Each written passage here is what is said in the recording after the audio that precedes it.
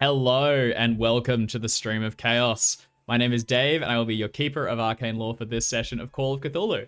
Today we are beginning our playthrough of Nameless Horrors, where we're going to tear through a bunch of these different scenarios and we're going to juggle who is GMing each time, so the keeper will change. I am taking ownership of the first scenario we're going to do, which is Bleak Prospect. Don't roll your eyes at me, man, I can see that. Oh, you're taking control for once. I'm seizing the reins. I relinquished it for a short period and I did not like it. Seizing the means of production. You're goddamn right. So I'm going to run us through the first scenario, Bleak Prospect, which we expect to run for like 2-3 sessions or so, and then we'll hand it over to the next person. So, you know, keep tabs, check in regularly, and see what we're running. I want to give a quick thank you to Roll20 and Sirenscape for being tools which we use to improve our games, and then going backwards through my script, Nameless Horrors is available on the Chaosium website, of course, so you can get the physical and PDF versions. There is also a Roll20 module available, which is what we are running these in. The VODs are all over on the Chaosium YouTube channel, and we do stream live each Friday on Twitch at 5 p.m. Pacific. I think that covers all the bits and bobs, and without further ado, I'm going to set the scene and then we'll tear around the table, introduce each of our investigators in the context of the scenario. So, it is a cold November morning, and on the outskirts of the town Crawley in Massachusetts, there is a Hooverville which has been set up. These are shanty towns that appeared during the Great Depression, where sort of, you know, the downtrodden and the unfortunate were able to move away and basically set up these improvised communities that came together to support one another and survive in this dire financial crisis. All of our investigators are members of this community, along with another, say, 40 or so. In the cold morning, there is mist flowing along the grounds. There are a number of these small sort of buildings, roughshodden and odds and ends jammed together, and a couple of people beginning to wake up and pick their way through the streets. Art, do you want to introduce your investigator first? I'll pass it across to you. Yeah, because I totally was prepared for this. Good morning. Hello, I'm Art, and I'm playing Arthur Priestley. That is not the accent I was choosing for that one. He's meant to be American. Arthur Priestley, who is a journalist, or was a journalist, married to Harold Priestley, who is currently very ill, and I'm very concerned. Reason that I ended up in this situation, when every single news headline is breaking news, the world's gone to hell in a handbag, not many people want to read the news, so I'm out of a job. But I'm here, and as long as I've got a nose for a story and feet for chasing leads, I will continue to do my not job, and I suppose not get paid for it. There's something going on, I'm not really sure, but at the moment I'm deeply concerned about the health of my husband, so I've been up all night, Lord, trying to make him as comfortable as possible. I'm concerned, and worried and sleep deprived and panicked, and there's not enough coffee on the planet to help me get through what is about to happen, I assume. Yeah, that's perfect. Actually, that introduces our, we're going to jump around investigators a little bit here, because the next person we'll introduce is Jamie, who is playing the doctor in this small town, and the man who is tending to your husband, as well as some of the other people that have begun to display signs of this strange wasting sickness that I'll go into a little bit more detail shortly. So Jim, if you could introduce the doctor, please. Absolutely, yes. I am Jim, and I am playing Dr. Nathaniel Coombs. I am I'm clinging to the fact that I am still technically a doctor. You can't take it away. I might have lost everything. I went from the heights of a well-paying job, stability and everything, to being here with not enough equipment to look into all these sick people around me, but I'm doing my best, damn it, and I still have that title. I think. Haven't actually checked if it's been revoked by some kind of board or authority. I wouldn't be surprised if it has, but while I don't have a mailing address, I can't legally know, so I'm going to hold on to the fact that it hasn't. I think that's very fair. So yeah, you are one of the, you know, most important people in this town, helping to keep people on the up and up. And recently, this sickness though has made things very difficult. We'll come back to that because now we're going to hop across to Jackson. Hey. Please finish. I didn't mean to interrupt you. No, that's all right. Go ahead, mate. Oh, good. Thank you. Hi, I'm Jackson, and I'm playing Maureen Frayne. Yeah, that was the thing on my list list of things to Google how to pronounce. I want to say Frayne. Maureen Frayne, a previous socialite, you know, woman about town, went to all the greatest parties until the bad times came. And now, you know, missing her husband, she's just going to eke out a living in this shanty town with her daughter, who probably has a name. Esther, of course, who I love dearly and will do anything to protect. That's fantastic. Is it Esther? It is Esther. I don't know how you pronounce that. Esther. Yeah, Esther. Right? Yeah, there we go. Excellent. That's right, yeah. So, lost the husband, but still got the kid. Hey, you're 50-50. You can't win them all. All right, lastly, let's go across to Alex. If you've lost the husband and still got the kid, you're out on top. Really, in these days? I'm Alex. I'm playing Carl Rothstein, who is a still technically employed, but there's not a lot of people going to university and studying physics at the moment, so he's at a bit of a loose end, and you know, not really getting paid. So is wondering about the country with his own goals. Away from his home university of Miskatonic, where he teaches physics. And the universe is rational, ordered, and currently sucks a lot. Yeah. Little, unbeknownst to him, it's going to get much, much worse. That's always the trick, isn't it? It could always get worse. And as a physicist, you're the only one who's going to be able to measure just how bad things have gotten. Okay, so where we're going to begin the story, I'm actually going to immediately split the party into two different camps. So in one, we're going to have Mr. Priestley and Dr. Coombs, who are looking after Harold, Arthur's husband. Now, as you mentioned, there is this disease that's beginning to sift through the area. Not only are the people in this town financially troubled is a light way to phrase it, financially ruined, they have no prospects of employment, but also recently there's been this illness that is making its way through the town and which is stopping people from even being able to go out and seek work. It's just impossible to find any jobs. Your husband, Arthur, is the furthest along through all of this. The initial signs, Dr. Coombs, that you've been able to track are sort of general lethargy, flaking skin, where it begins to peel away in pieces, and most people are displaying the signs of these. But as it progresses, it gets much, much worse. Your husband at the moment, Arthur, you believe is close to death's door. Throughout the night, he's been breathing raspily, slowly getting further and further along. He is now at a point where even the lightest touch sends him into agony, and he is barely able to speak. Nathaniel, you have been trying to study anything you can about the disease, but you do not have the tools to do so. Your hut is the nicest in the town, but it's still very basic. You have like a battered microscope that you've gotten from an old colleague who was able to smuggle it out to you. You've got a few crates of very basic supplies, but none of it is enough to help these people. It's barely the beginning. The other party, which I'm going to split across to now, is Maureen and Carl, who have gotten up early because, Maureen, as the mist rolled through, you woke up and saw that the bed, the small little bundle of clothes that your daughter normally sleeps in, was empty.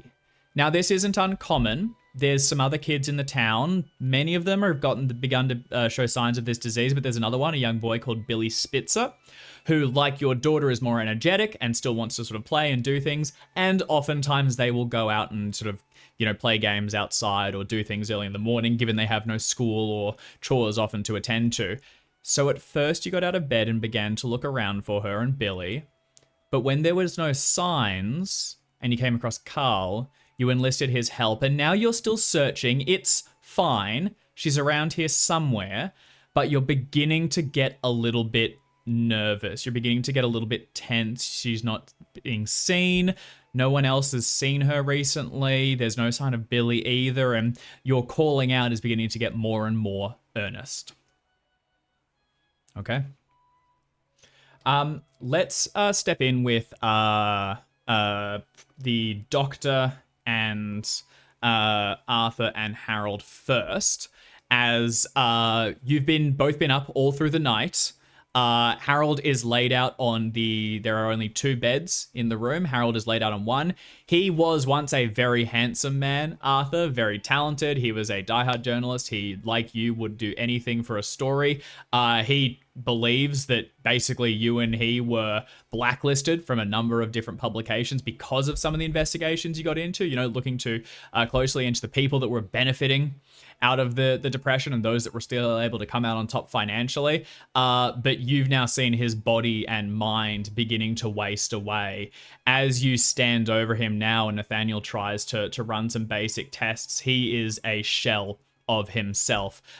His skin is not just cracked and peeling, it actually appears to be sort of turning to ash before your eyes. You have a small pail of water that you've got a sponge into, and as you squeegee it out to make it as dry as possible and apply it just across his forehead, the water droplets go through the skin, through the bone as well, and he lets out a dry, gurgling rasp as it drops into his brain in just agony as it filters back and further down. How are the 2 of you acting this morning? I think I've got a little bit of bedside manner. As much as it's a terrible situation, this is something that I've probably seen before when I was working. That said, it's not a comfortable position, but I'm a little dour. I've given him what pain relief we have, and I've let Arthur know. Now it's just standing by, doing vigil, waiting.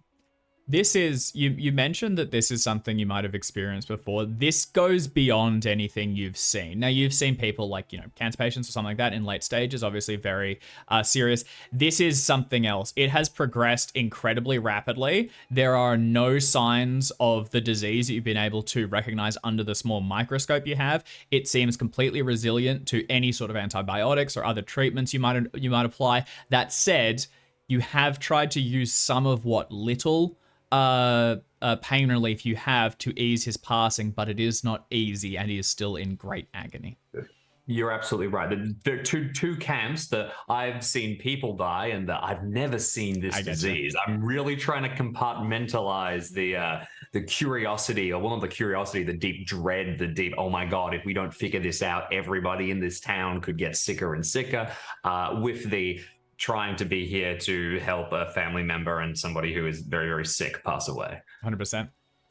Arthur?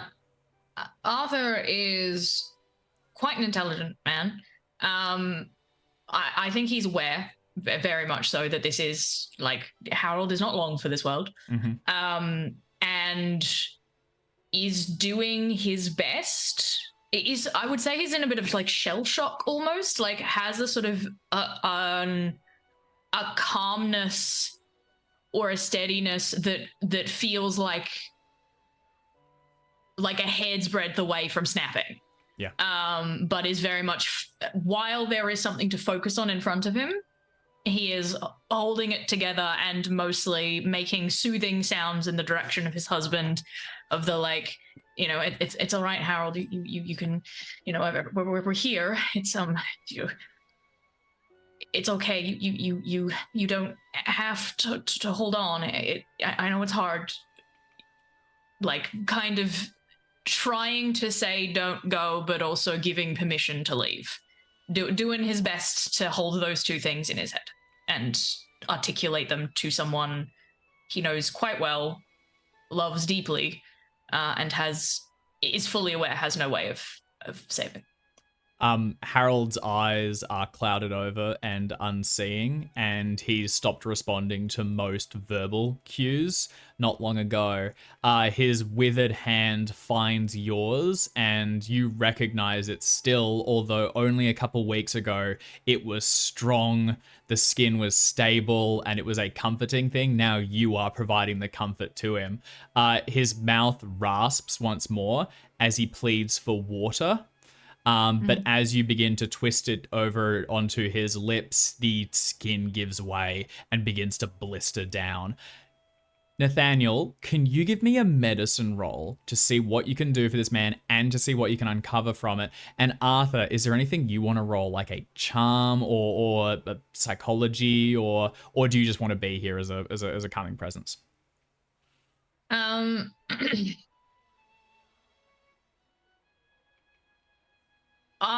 mean, if he's in any way trying to communicate anything past basic need, I suppose psychology to sort of see if there's something else. But if it's, unless he's trying to communicate something specific, as in outside of I need water, I will be there as like a calming presence. He's not he's much more. muttered some things throughout the night.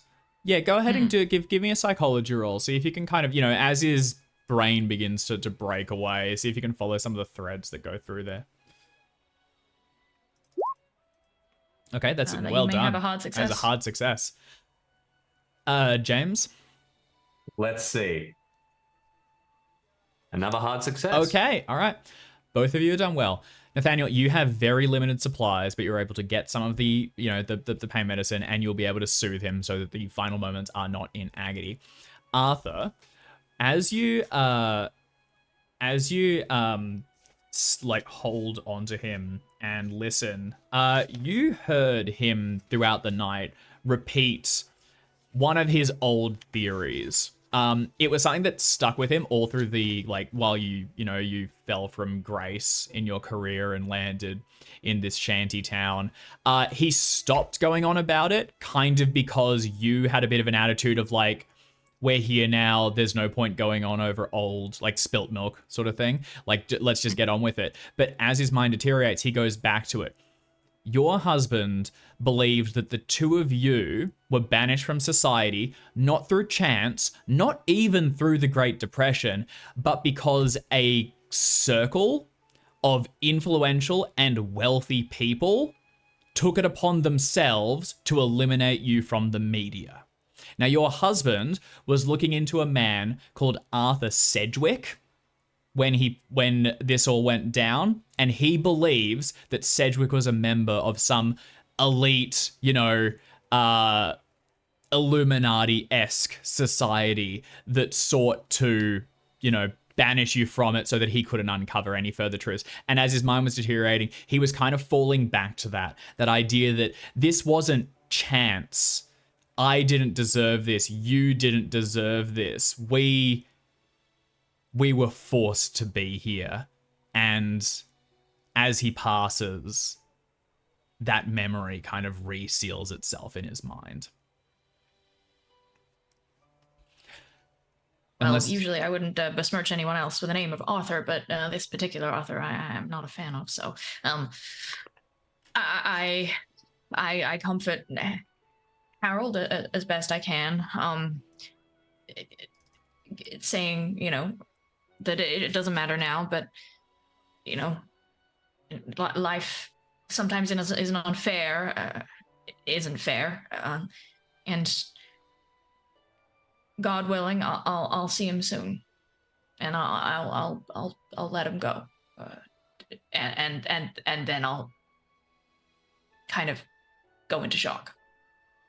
The two of you sit there for a little moment, and I'm actually going to ask both of you to make sanity rolls as you see the extreme results of this disease and are aware that it is only just beginning to get its foothold in this community. Oh. Okay, all right. Drive it like you stole it. Oh, good start. Okay, that is going to be a failure for both of you, so it's going to be a D6 for Nathaniel. And 6 points Flat out for Mr. Yeah. Priestley. Let's start with 2 bouts of madness. Let's get right into the mix. Would these come under rather than your in combat short term? These would be longer term ones. Yeah, I think I have a suggestion for this, if I may. Absolutely. You will make an int roll first to see if it goes through. But regardless, you have. I have an intelligence of 80. All right, let's see it. There we go, and we're confirmed. Just to add some context to this, Arthur, your husband believed that he was targeted. You are now witnessing what appears to be something akin to biological warfare. Like, this was not a natural death. This was not a chance disease. You are probably beginning to be of the opinion that your community is being targeted by someone. I pass it across to you. Yeah, I'm now obsessively gonna find out everything I can about this Sedgwick and what the fuck is going on, and I'm convinced that this is some kind of like Illuminati conspiracy. I've just gone full like tinfoil hat. Like it is just snapped, and I'm like, maybe not full tinfoil hat just yet, but like it is. They're out to get. Paranoia, like extreme paranoia of anyone who isn't part of this community. We'll see if it extends to extreme paranoia of anyone in this community as well. But currently, I would say, like, I still trust anyone from Hooverville, but I definitely don't trust anyone who has any kind of money at all. Oh, yeah. Hell yeah. No, that's amazing.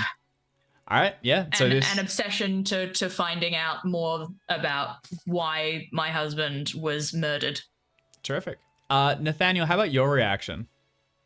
I think that, yeah, look, it's this disease is terrifying, and I'm thinking about the larger scale effect that it could have on the community if this is indeed going to progress through and through and through.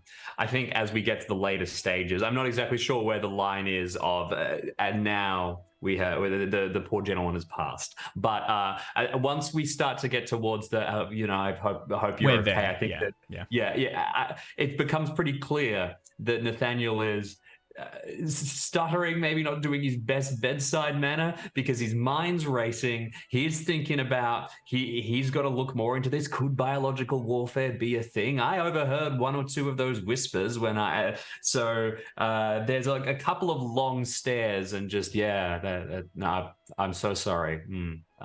While my mind's racing, beginning to plug things together and itching to get back to your microscope and run some final tests. Okay. Exactly. As a two of you in there, a call is heard floating through the wind of Esther, as elsewhere in the town, Maureen Frine and Carl Rothstein hunt for Maureen's missing daughter. Now, Maureen, you began this search. What do you think it's looked like at the beginning, and how has it begun to escalate? As you've probably now spent 30 minutes hunting for your daughter in a not that big town, but there's about 40 odd buildings, or like 20 odd buildings or so for all the occupants. Well, I think Esther is she's a good kid. You know, I think she's probably been out and about on the town and our newfound surroundings to try to keep us together. She's probably been running out of jobs and picking up coins and rattling the can at the passers-by. So she's a good kid. She's gonna, she's out there doing what she can, making friends, I imagine. Contradicts me at any point because you know more about my daughter than I do. No, all consistent so far. Yeah, but having said that, she knows I worry about her, and she knows I want her to check in every now and then. Yep. So it begins off by just looking on the outskirts, seeing where she is, but after 30 minutes of looking... Checking down her usual spots, usual friends. No sign of her, and no one else recalls seeing her either this morning. You're beginning to call out for her, and there's no response. She wouldn't leave this early. This is out of keeping. Maybe you'd find her playing somewhere, but never this early and never this far from the community. What does it look like as fear begins to grip your heart that your daughter is missing? Feels bad, man. Maureen's just gonna start like grabbing kids with a little bit too strong of an iron grip, saying, "Now, slow down there, son. Have you seen my Esther around?" And just like shaking them down and like bearing down at them with the full force of a mother concerned.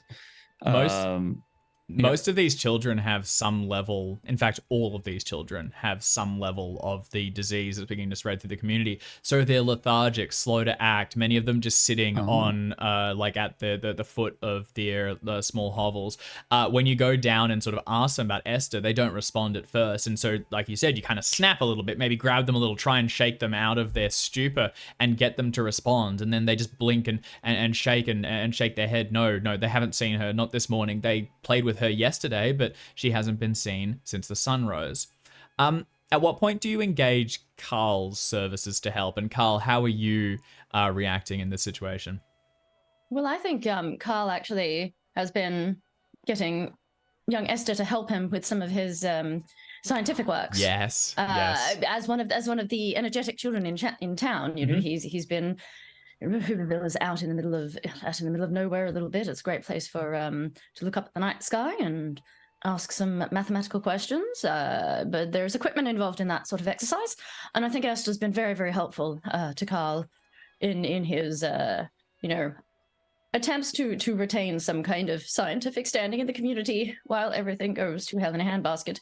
And of course, general desire to spare some coins to anyone who is able to help and, you know, teach the children a little bit about what it does feel like to have some work and be productive and not just run around and cause trouble. Yeah, it's terrific. I mean, Esther's got a good head on her shoulders, and she'd appreciate, and I'd appreciate if she has some kind of, you know, prospects. science being poured into it, since I can't get her no fancy book learning down here. She's a smart girl. Adept at mathematics in a way that is very, very helpful to me. yeah, and you've been able to teach her some things and keep her education going. You came from a socialite family, Maureen. You were very wealthy. Your Esther would have been in some of the best schools, and now she's fallen on hard times. And maybe there's a point of view that still holds out hope that if she remains educated, once this all blows over, she'll be able to return and she'll be able to pick up where she left off. Now, there's no sign of her, and you continue to hunt around. And what I'd like to know from each of you is, what is your strategy in searching for her? Do you want to lean on like looking for tracks? Do you want to speak with some of the other people in the town? I know, Maureen, you mentioned you were sort of speaking to some of the children, I think. Do you want to give me a role for seeing if you can find some information through that means, or Yeah. we'll hunt through the old character sheet, see what our numbers look like? As always, that's what you got to start with. Just I know look where through I'm going. numbers. So while Jackson familiarizes Yeah, hit himself me. with Maureen's particular skill set, Carl has been helping since the start. I mean, would have been the first person that Maureen went to, and has been huffing and puffing his way around the town with his walking stick. And he's a heavy man, but with the look of somebody who is used to the finer things in life and is now having much less of them, so a little bit kind of slack, like a slightly deflated balloon animal of a man. And has been kind of huffing and puffing his way around the town, but he has he's been working on a portable telescope and has been trying to find high spaces in the town to look for her. Okay. And just huffing and puffing from place to place, and then sitting up the little telescope and looking. I love it. Yeah, that's Not terrific. seeing, and huffing and puffing, walking around, looking. Going to some of the places. I mean, you might have taken her out to some of the lookouts in the past to look at like the stars and things, and you're checking those through your telescope. Yeah, that's terrific. Do you want to go for a spot hidden roll? Is that what I'm detecting? Okay, all right, terrific. Do you want to go ahead and give me a spot hidden roll, please, Carl? I'm spotting the things that are hidden. Spot what is hidden and where it isn't. And Maureen, have you had any luck? Yes, my highest skill is charm. Okay. So, yeah, I got to dial back the intensity a little bit with these sick kids, and instead just kind of instill in them a bit of a, well, you know, we all have to look out for each other around here. So, you know, I'm sure my Esther would do anything if one of you went missing. Well, you wouldn't want your parents to be worried, now would you? So you'll come and tell me as soon as you see Esther around, won't you? I'll be sure to give you a big hug and a scoop of soup. Yeah. I like That's to imagine terrific. the iron grip is still there. Yeah. Oh yeah, very much so. The threat just under it. Okay. All right. A success on the spot hidden roll. And Maureen, if you could please give me a charm roll. Regular success. Nicely done. Under pressure, the old, as a socialite, you're used to burying the emotions and keeping them well below That's the right. surface. Okay, a couple places then. So first of all, Maureen, you find you're going along through the kids, and most of them didn't notice anything, but a woman called Nancy Carver is up making sitting by a small fire where the closest thing your community gets to coffee is currently being brewed. You can take a smell it, and people tend to gather around this.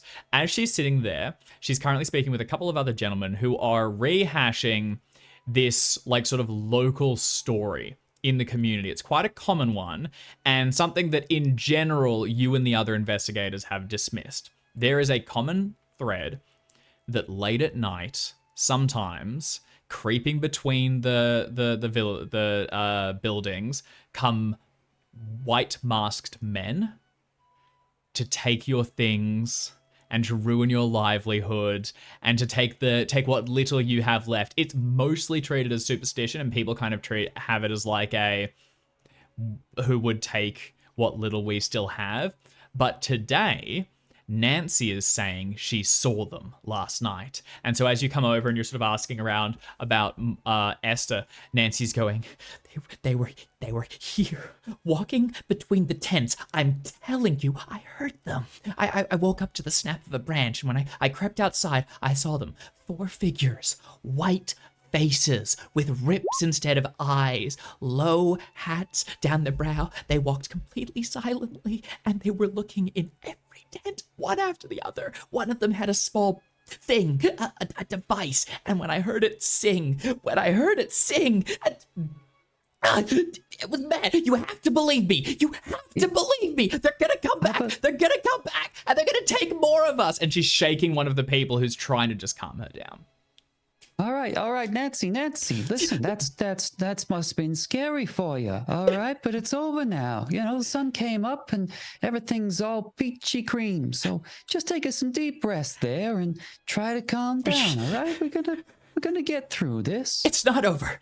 It's not over. They'll come back again any night they want. We've got no locks. We've got no police. No one's here to stop them. What they want, they'll take. What they want, they'll take. They'll have to get through me first, Nancy, and they'll have to get through your parents and everybody else in this tent. We may not have the police, we may not have solid walls, but we got each other. And that's going to have to be enough, all right? And it will be enough. You take some deep breaths, Nancy. You get yourself in order.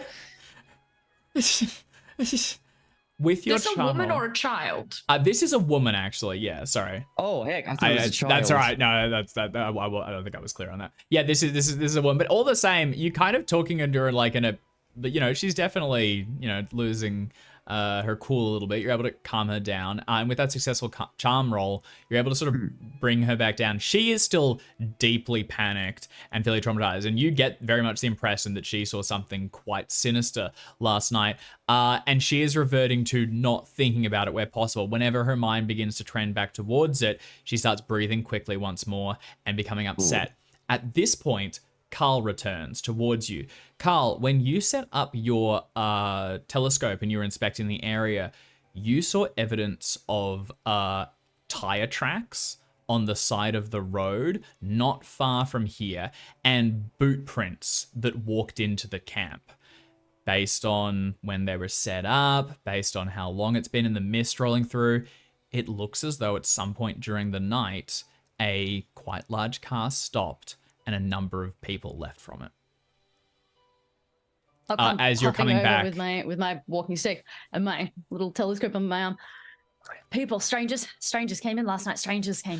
They went in and out. I saw tracks come in and then leave again.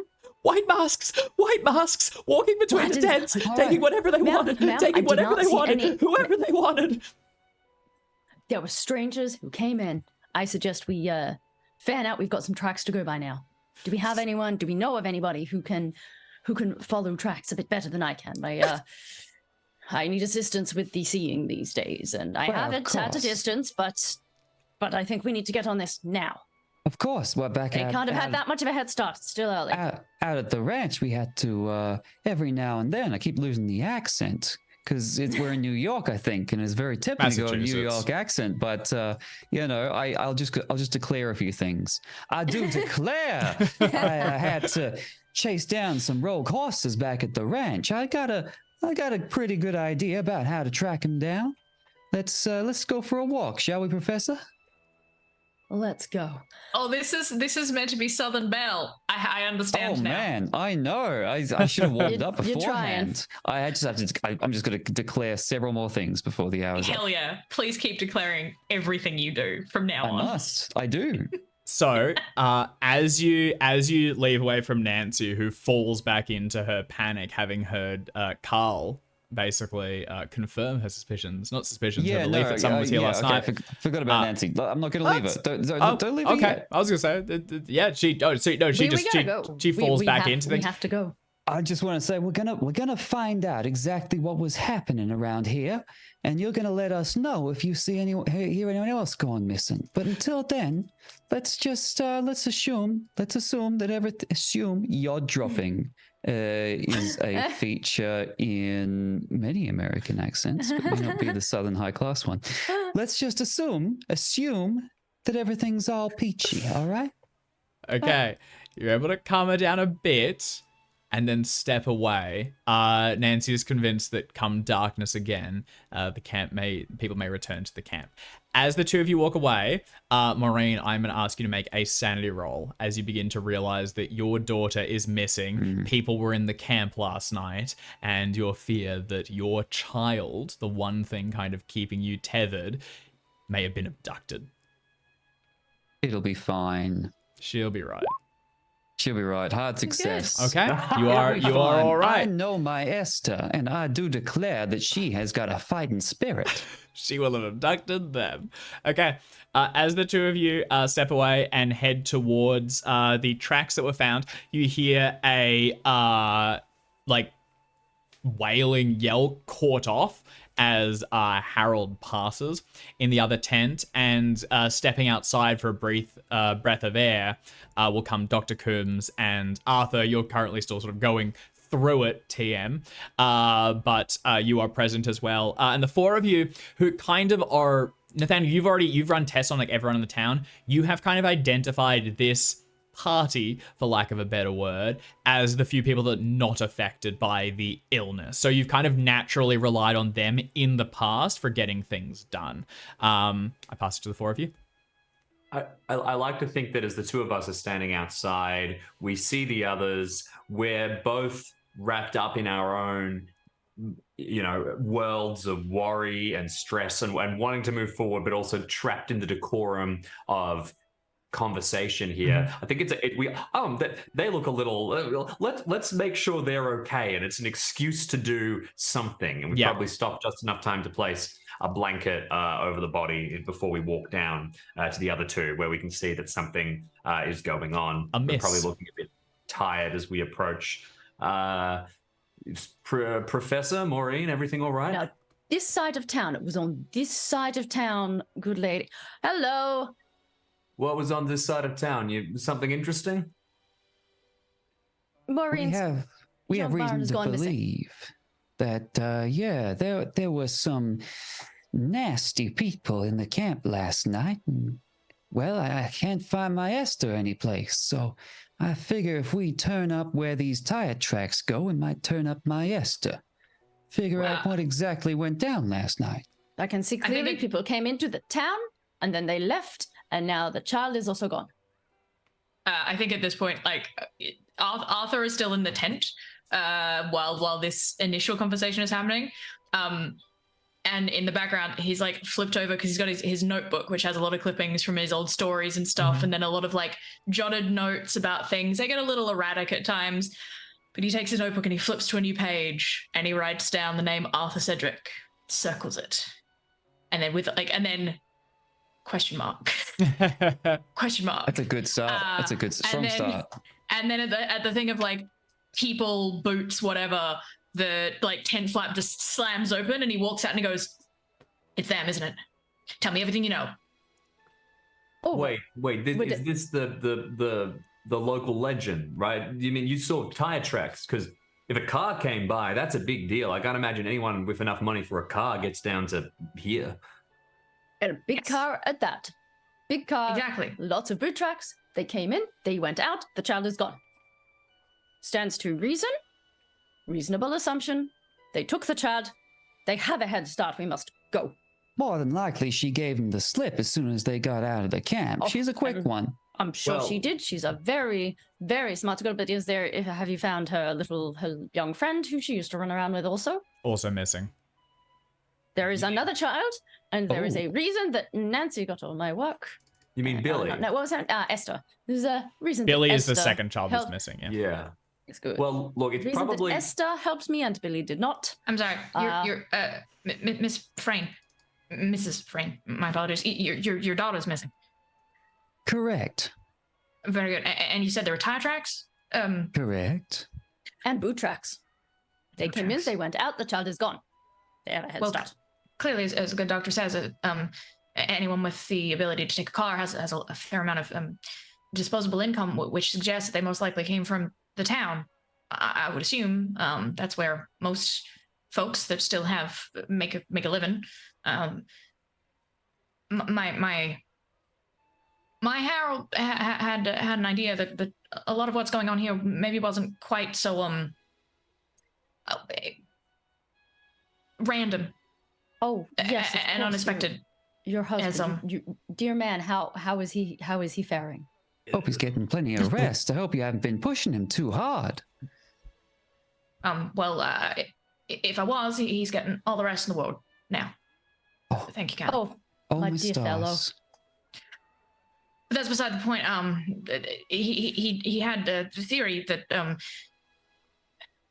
there's a group of people we were investigating before we made our way here. And Harold never quite gave up the idea that these people may have had something to do with the fact that we both ended up here. We were both excellent journalists. I don't mean to suggest that we were in some way going to avoid the fate of so many, that this is a very random kind of situation. Many people suffered, but he did seem to believe that there may have been something more to the fact that we ended up here, some kind of a wealthy elite that tried to do some questionable things. We were looking into them, and then It's been known to happen.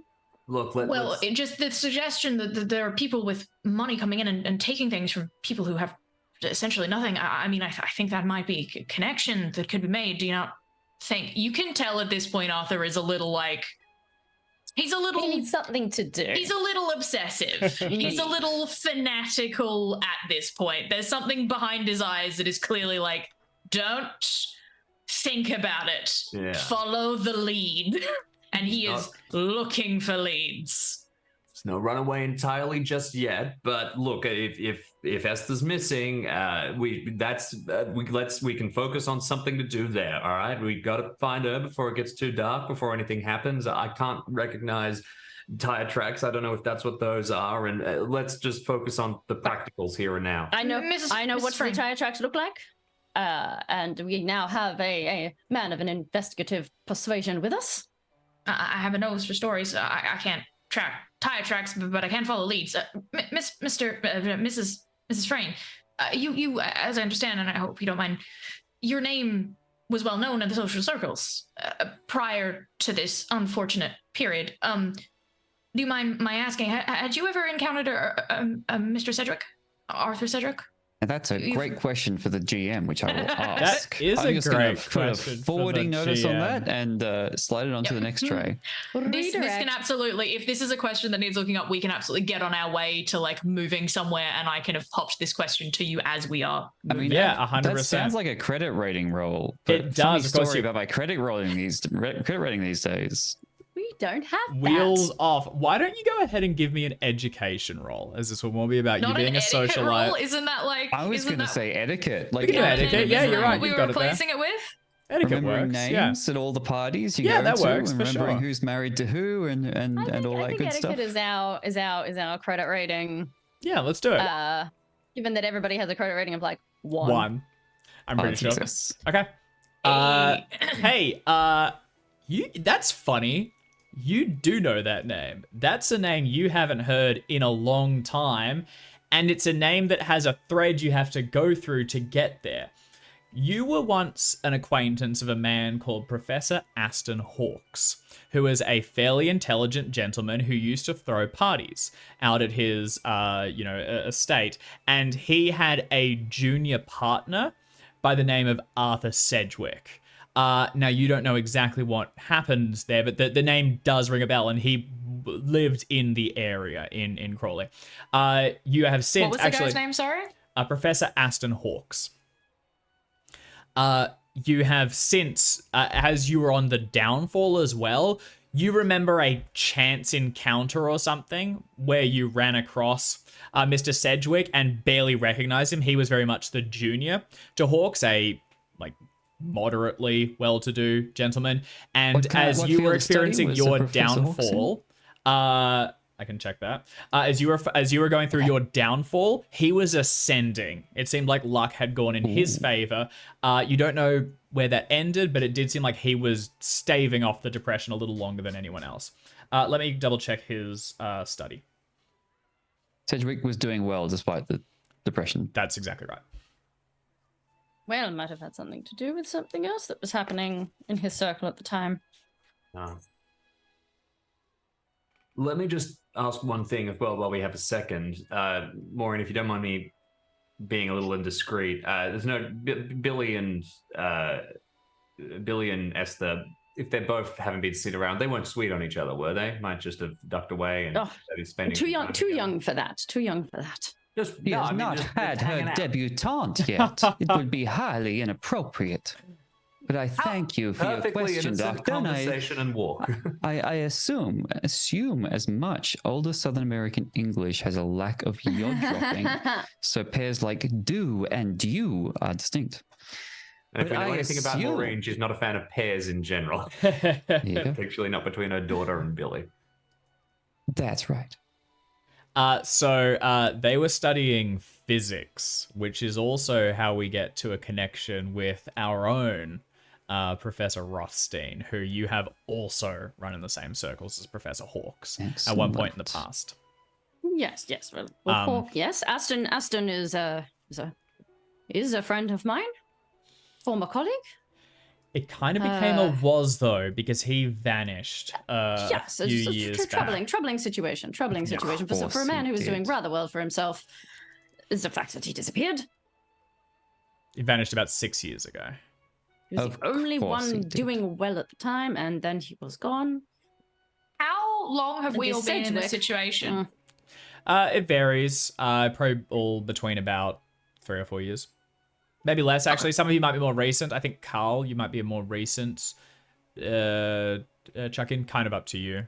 Anywhere between, 6 months to 2 or 3 years. So, Hawks vanished 6 years ago. Used to be in big circles. His junior partner was Arthur Sedgwick, who was not as big a deal, but he has Maureen has had a chance encounter seeing him on the upswing. This would be post Maureen getting Great Depressions, and also post Hawk's disappearance. It seems like Sedgwick's doing all right. Right, so within the last 3 to 4 years. That'd be about it. Yep. That name is familiar to me. What exactly, in what context have you stumbled across this Sedgwick character?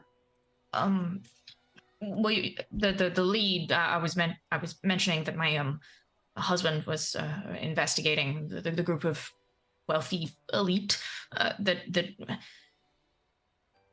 just seemed to know a little too many people and have their fingers in perhaps too many adjacent pies.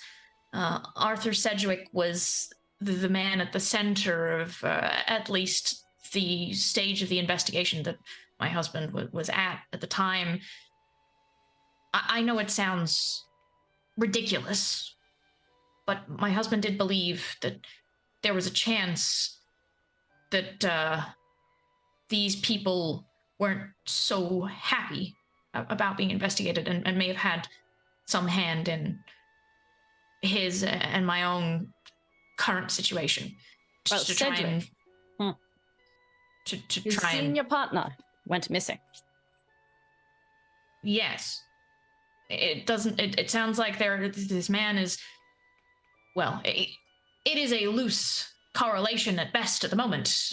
But if this man is used to having people disappear around him, then making a couple of irritating journalists disappear.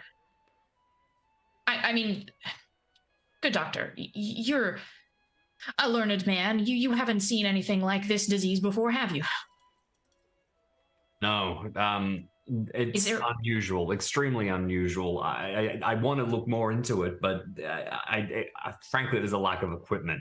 I know 1 or 2 people in town who might be able to help out with getting us some extra gear, some extra something, but it's going to be You also would, your logical next step, what the hell I just done there, doctor, would probably be autopsy.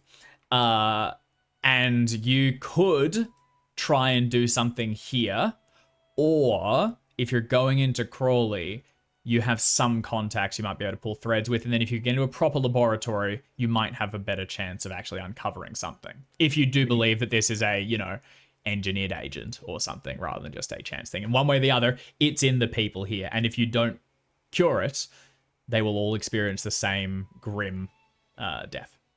Absolutely. And just to throw in one more thing, which it's always funny playing any Call of Cthulhu scenario that was written more than a couple of years ago, because I'm probably thinking about quarantine as well. Yes, to a certain extent. Like, if we're all sick and suddenly Esther is missing, what if she wanders into a population center and suddenly infects a bunch of people with a biological agent? Oh dear. Yeah, 100%. I think we're having this conversation as we're following the tire tracks. Would you like a track roll to see how far we get? I would love a track roll, actually. I thought you might. And unless anyone beats me to it. If everyone else is chipping in, you can take a bonus dice. If anyone, you guys are working together and stuff, you can take a bonus on it.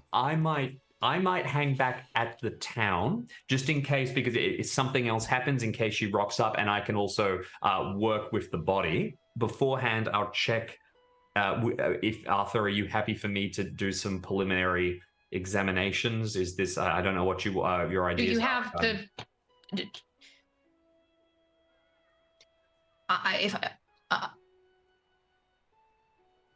my Harold would want to know the truth of this situation, and if this is going to help us find the truth, then I think he would be amenable to being useful in finding answers. Do you have all of the equipment that you need here, Doctor, or would finding a better situation in town be more helpful?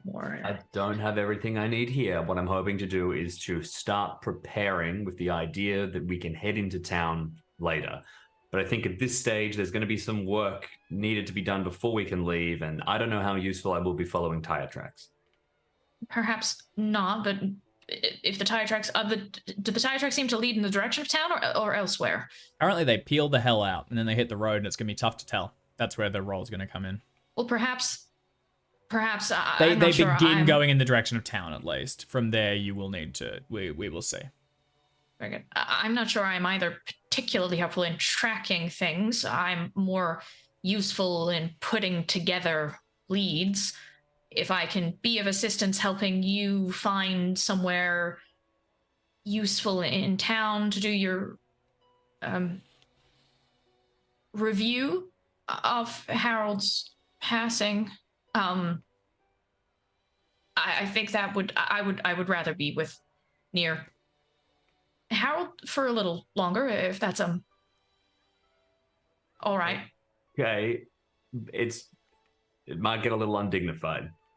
We're gonna have I don't necessarily need to stay for the procedure itself, but I would like to see him comfortably shepherded. But that's just it. We don't have a car. Town's a long way away.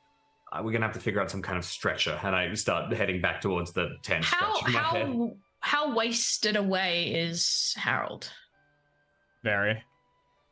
So, like a Hollywood movie tied up in a burlap sack, kind of like in the burlap kind of white wrapping with the sort of like if something like that were to be done, would carried over shoulder be a thing that would be with a strength of 50? The issue is that we're already not particularly popular in town. If we walk in with the most obvious corpse over our shoulder. The other thing is also, if you kind of do an autopsy, his state is a bit crumbly, for lack of a better word. So you'll want to stabilize him so that the autopsy is successful as possible. But he is very light in his form, and you can, with a pair of you, carry him. Town, for context, is about a 20-minute walk. Half hour, maybe. It's not too bad. It's not too bad. You guys are kind of on the outskirts, then there's some like shut down industrial area, then you're in the town proper, which is still more or less fine. You guys are just kind of like on the outskirts a little bit of ways away. I mean, I don't necessarily I realize, over shoulder is a bit weird. If I was to be cradling, carrying like that, yes. There's a little obviously more. You You have the strength for it. It is the decorum or etiquette, as Maureen will. There's the etiquette issue, and there is the autopsy issue, both of which will just come down to rolls. So if you want to do some preparations here to disguise it in any way or something, that will surely benefit you, and, you know, stabilize with a stretcher or something. Nathaniel, you can probably rig a stretcher or something. It will just, you know, look like a body. Yeah. Just for some extra context as well, just very quickly for going into town. So you could report the missing child to the police. That's the sort of thing they should help with. Priestley, you used to work for the Examiner, which is in town. That's a newspaper. Things like that. You've got some bits and pieces you can follow up on. Yeah.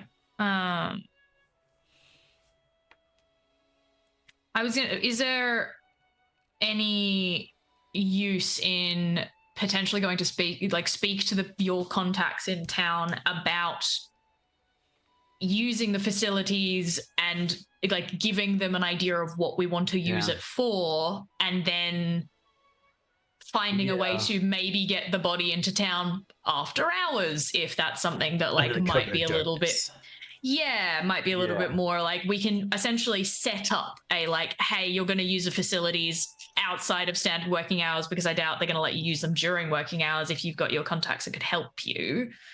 And we could absolutely spin the line of quarantine being the big concern. Like, we need to understand what's going on, because if it spreads in the camp, and then if it spreads to town, that might be a problem. And, you know, while we don't expect them to spend their time and energy doing it, if they can at least lend us the facility, we can do it and report back the findings to them, so they are able to get essentially like kind of sort of I think we should spin them a bit of a tale on like, we think this is just like a bad something, but we need to make sure it isn't like worse. And it isn't just the fatigue and what have you, without sort of touching on like, this might be biological warfare. Like, I don't think that's a line we should be telling them. Me sitting here keeping in mind that, a little go in the asylum. Yeah, this is also me sitting here being like, my fast talk's 60. I probably can get us something. That's rock and roll. Yeah, we can probably finagle our way in here. Maybe, I don't know. Ugh. Yeah, all right. Well, then let's head straight into town and try and sort that out first. You'll have to catch up to Maureen, who's already 10 minutes ahead of you. Yeah. Okay, so are there any preparations being made before you get the hell out of here? Or are you just loading up the body? No, the body's staying here. Body's staying here, you're coming back for it. Got it. Okay. Yeah. All right, perfect. I'm like, well, there's probably not government agents around here. That said, I'm just going to kind of move the body, I think. Under the bed? Kick it. I think I do properly. I put it under the bed, it's not like super well hidden. Yeah. But I kind of rely on the sort of just like obviousness of it. Like, you come in and there's an empty stretcher with like, you know, bundled up folded clothes, and you go, Ratsy's moved it. But then if you check under the bed, there's like there it is. The corpse. Yeah, and then when you guys don't have locks on any of the doors, so you just like get a bit of twine and wrap it around the handle. That ought to stuff it. Yeah, exactly. It's as secure as it's getting. I'll say that much. Do you have a disguise roll or anything you want to roll, Jim, or is it just under the bed? Can I roll a psychology? I know it's a joke more than serious. And the idea is because I know I have nothing. I walk in and I go, where would I never check? I put myself in the mind of a secret government agent. I look around and I say, I check here, here, and here. And I think that is your method. No, you cannot roll that. Yeah, that's fine. That can be the method. It goes under the bed. You don't have a ton of space. It's got to go somewhere. You ceremoniously kick the corpse under the bed. I'll give you No. Okay. No. There will be. I understand what you're doing, and I understand why you're doing it, and I will assist. To like, as with Arthur, at the moment, Arthur is very reticent. To leave Harold. Understands it must be done. Will assist the good doctor in getting Harold into a sort of more hidden position, but still like very wanting to make sure it's comfortable. The last thing that he is going to do because it technically is valuable, and it is the thing that neither of them have sold. He's going to take the wedding ring. Okay. And he's gonna take a little piece of like cloth or whatever, or actually I had a look at my delightful my character sheet. I am wearing a very nice cashmere like jacket or jumper, which is incredibly frayed now, so I'm gonna like pull out a bit of like wool from the fraying, get a little loop and tie that around and have that either around wrist or neck or something like that, somewhere just that it is secured. And I will kind of say, death may have parted us, but well, I'm still yours. I'll see you soon. And I will kind of gently kiss the top of the blanket where I know his head is. I don't necessarily want to like kiss a diseased skin, but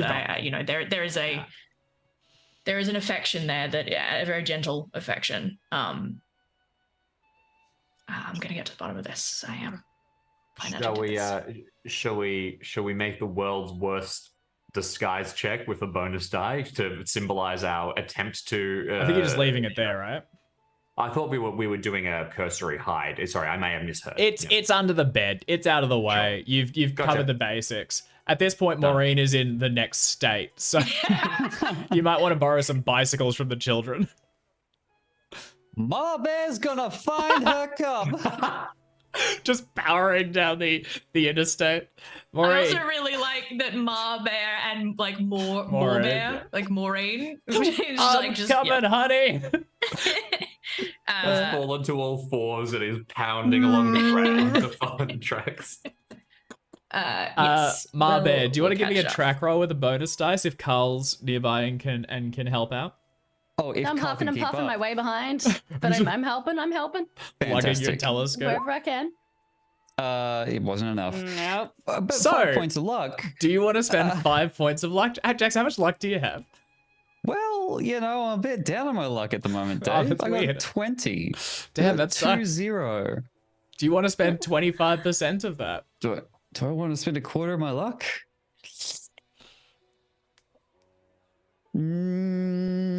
I think I'll start with taking my Mama Bear energy into the police station. Okay. Would be a better I think we get to the road, and the dire tracks just kind of disappear into the dust, and That's it. It's hard to track, and there are not a ton of cars around, but you don't know the immediate direction, and as soon as you start to hit turns and things, you don't know if they went into town or otherwise. Maureen, my dear, I think we should go to the police in town. I think you're right, Professor. I think they'll owe us some answers. We'll get them. We'll get them, and we'll get your girl back. We'll get Esther We back. won't just get them, Professor. We'll take them. Correct. Let's go. See if we can catch up with the good doctor and poor Gerarda. All four of you gather together and head into town. Now, Crawley I is need like, you to know that I have started the notebook. hell It is yeah. gonna get manic Oh, by no. the end. Conspiracy. Yeah, fully. I'm like, if I can Ah. get as close to conspiratorial as I can by the end of this session, I will. Love You already that. got a hexagon going on. Oh, It does it's look only very gonna spiral from there. it's very chemical. Yeah, I've never been particularly good at brainstorming things, but we're gonna see how far I get. Awesome. Okay, so the four of you head into Crawley. This is where most of you used to live. It's like moderately sized, like 15k population. It is actually, it's not that far from Arkham, which is like the bit larger town in the area. And it was once like this large textile town, but it's basically shut down one after the other. But now that you're arriving, you can see the devastation, the depression has run through it. A lot of people down there, like a lot of businesses shut. Some still functioning though, and there are the basics. So there is there's a police officer. There'll be like some fireys. There is the Crawley Examiner, which is the journal that Arthur and his husband used to work for. There is also the local hospital and all your other classic staples. Where does everyone want to go, and what do you want to do first? I'm going to demand the police help find my missing child. Okay. So we got police for Maureen. Carl, where do you want to go? Same. I'm gonna stick with Maureen. Okay. And find that. Although I do have an interest in potentially being able to help the good doctor with some facilities. My contacts at the university. You know, medicine and science work closely together. Yep. So Yep. Might have some I could threads you can pull potentially on. help there also. Up to you. Do I have any of the notes, the investigation stuff that Harold had done, or was that all like left at the examiner? Yeah. So make a luck roll. Okay. No. Unfortunately, when you were turned out, it was left in your desks, and they have claimed all of it as part of evidence towards reports you were actively working on. No written proof remains. But it is still like with the like Presumably, they'd still have it. because it what lends, we were lends credence to the theory that you were Yeah. pushed out by a shadowy cabal that you were not allowed to keep your notes. I think I would like to help the doctor to some like if he needs assistance getting access to something for an autopsy, because I think that is a very good lead to determine what is going on. Secondarily to that, I think depending on the results of what that looks like, I might try and get to the examiner and see if I can finagle getting a look at a copy of, if not a look at, the notes that Harold was working on that were kept when he when we were both let go. Fired. Okay. Ostensibly for financial reasons, like that we weren't given any indication that it was anything other than like, hey, we're really sorry, we don't actually have work for you right now. We kind of, as with most people in the depression. Your husband was pretty suspicious though. You were let go before others were, and you were better reporters than some of the people that were retained. There was but the definitely story we were fed was like we're really so like you were lied is to. there for a sure. reason? Yeah, is there a reason to assume though that like I would guess that I'm happy to take a psychology roll for this. What I'm trying to work out is whether Arthur could essentially play the line that they were fed of like, oh, we're terribly sorry, we just don't have any work, you're gonna have to let go, but like, we're here for you if you need anything, like that kind of very obvious we care about you lie that companies give when they lay off a lot of employees, to like use that as like a, I know I don't work here anymore, but like I just want to, my Harold's gone, and if there's any chance I could have a look at the stuff that he was working on, just as a essentially spin them that line essentially back at them, being like, you told us that you cared, so I'm gonna, even though I think it's bullshit, I'm gonna use your lie against you in that respect. It's a foot in the door. It's a foot in the door. I'm looking for one piece of his handwriting. Just and I'm gonna anything. cry here until you give it to me. Making sure that my sort of my imaginary read of the imaginary situation is in line with your imaginary read of the imaginary situation, because we don't actually have a real situation to align upon, so we just have to use our imaginations and talk about it. For sure. Okay. Yeah, sweet. So what's the split? Who's so I've got Maureen going to the cop shop. Carl, you're going with, or actually Carl, you're kind of possibly floating with the doctor. So Maureen cop shop. Nathaniel, you're going to the doctor hospital. Intends to go to the surgery, or if the surgery's a bust, we could try the university. So I might be university is a backup plan. I'll go with the doctor to the surgery to begin with, and if that's a bust, when Carl swaps, I will try the examiner. Essentially, I'll go with that's Maureen backup plans. Okay. Everyone's got an A and a B. Okay, great. Yeah. All right, let's except for Maureen, who's just got an A and a missing kid. He's got a giant A. My bad. Yeah. Coming through. Just a giant A. Jackson's just Jackson with the giant A. Giant A Jackson. That's what we call Let's him. leave that there. Thank you. Wait, what's that delightful Cthulhu meme again? What? I don't know. No, it's fine. It's good. Okay, all right. Well, moving right along.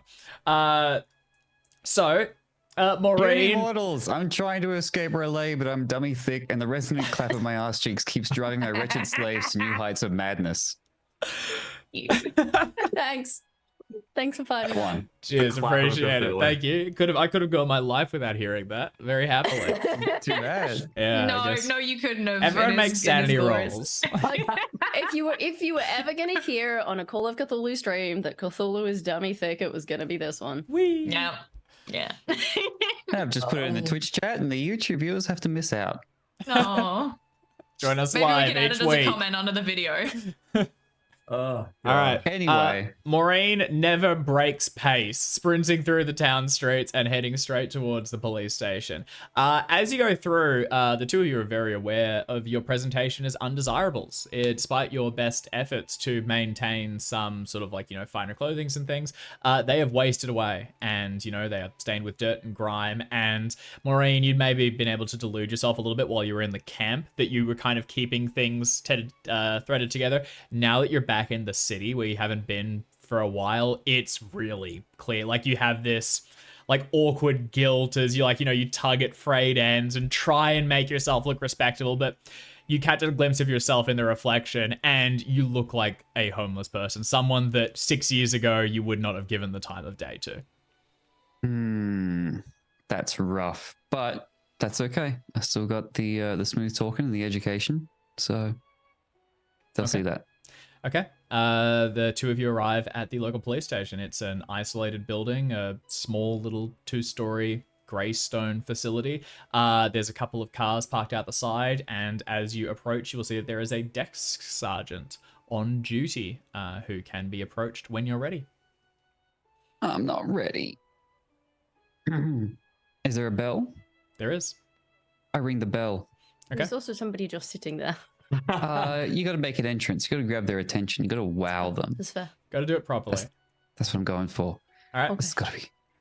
You reach over and you ring the bell, and the desk sergeant turns around and approaches you. He is a tall man with a bristly mustache, and as soon as he sees the two of you, his pace falters for a moment, like he pauses mid-step, his brow furrows, and then he continues forward and arrives, and very much has an air of, let's resolve this as quickly as possible and get you two back from wherever you came from. He says, good morning. I'm Sergeant McCall. Good morning, Sergeant McCall. Nope, drop the accent. I do declare. Good morning to you, Sergeant McCall. My name is Mrs. Maureen Frine, and well, I've come to you in a time of desperation. You see, my youngest, my daughter, my one and only Esther, has gone missing this morning, and I'm just hoping that you be able to spare just a few moments of your day to help out a mother who's worried sick. To be frank, I hope I wouldn't impose. You've got a girl is missing. Yes, that's right. Esther, about 12 years old. Okay. Yay high, curly blonde locks. Wouldn't hurt a fly, mind. He looks behind him and then reaches under the desk and pulls out a report. And as he clicks a pen and begins to motion towards the sections, he says, I'm going to need an address that you're living at to begin this process. Well, it's just over yonder. And what's the address? There's no address, is there? Can I persuade him to put? Can I try and persuade him to put down the university? But I don't work there anymore. But I still have a PO box to communicate with my colleagues on the other side of the world. You probably don't anymore, Carl. You, like the others, have fallen out, and you can actually, I guess, go ahead and make a luck check to see if you might have Maybe an some of address us, that you can be maybe registered with. some of us down on our luck share one. We do we share one? If we do not share one, we do not have a PO box. You do not have a PO box. There is no PO box. My letters have gone unanswered as far as I am aware. They have disappeared into the ether. You can still try and make a pitch for the university, the two of you. Maureen, you are immediately recognizing these as intentional blockers being thrown up. Of course. That will very much stop them from being able to help. Well, Can I Sergeant, persuade him that it is in his best interest that he looks into this because children being taken from the camp Once the children there are gone, where will they go? They will come here. They will take your children. I'm sorry, you're suggesting this is a conspiracy of children being abducted. It might be. Is it worth the risk? They are children. They are but children. Look, I'm sympathetic, but It's a bad look.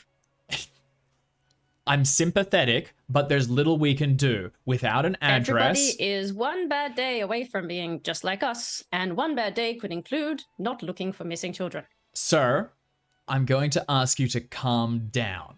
We're doing our best here, but we are spread thin and we have a lot of tasks to be looking into. One missing child, while important, is only one of the tasks on my priorities today. Well, I will need an two address to missing. continue with this form. We have to understand, Sergeant. We're I'm just falling going on to hard put the times. university address down. It is not the correct one, but I'm going to. He needs an address. That's an address. We're sleeping under the stars, but the professor here will gladly take any correspondence you have for us. It is an address. Can one of you go ahead and give me a hard charm or persuade roll? What's 70? your charm, Maureen? 7-0. 7-0, make it happen. Okay, Carl, I think if you... Well done. Maureen, you... I just shudder to think of her all alone, just with her friend Billy for company, not knowing where her mother is, knowing that her mother's worried sick about her. The sergeant looks back and you can see for a moment the mask he's wearing break a little bit, and he's White mask with actually tears in the eye holes. not quite. He's actually more sympathetic than he appears to be, and he's gonna reach across the form, strike through a few sections, and then take down some information. As he does, though, he's going to lean forward, and as he asks you to fill in like last scene, some other pieces, he's gonna say very quietly under his breath, "We've been directed not to investigate any issues happening out in the Hooverville. You understand? This comes from my captain. I will not be able to follow up on this. I would suggest you stay away from the police for the time being because they will not look fondly on this or your investigations. Now, I'm sorry that your girl is missing, the boy too, but we will not be able to assist. What I would suggest you do is look into this yourselves. Is there anything I can point you towards now, quietly? And then I would suggest you take this form with you and do not submit it." Someone who has a big car, large vehicle. Some folks in white masks, I believe, as well. Listen, Well. I don't know who it is, but someone's got the thumb screws in the captain. He listens to higher ups than the law these days. I don't know who, but there was a local small-time criminal. We used to arrest him regularly. Came in here the other day, dressed up real fancy and talking like he owned the place. His name was Alex Rossetti, and he got a direct meeting with the captain, and once they left, he walked away carrying a pile of folders. Now, I don't think everyone here is crooked, but enough of them are that it's going to shake them loose. All right? The Hooverville's a no-go zone. No one's going to look into your missing kids. I'm sorry. You've been Thank very you. helpful. Thank you. Thank you, Sergeant, and I'd see it as a personal favor if they do turn up here. You'll try to get a message across. I'll try. I'll get something to this address. And then he reaches back, takes the piece of paper, scrunches it closed because he's not going to submit the report. Then as you're turning to leave, he scratches something on it, tears it off, and says, "Ma'am, you forgot this." And pass you a piece of paper. And when you leave the police station, step back out on the streets and look down at the crumpled sheet, you will see the name Alex Rossetti and a street address here in Crawley.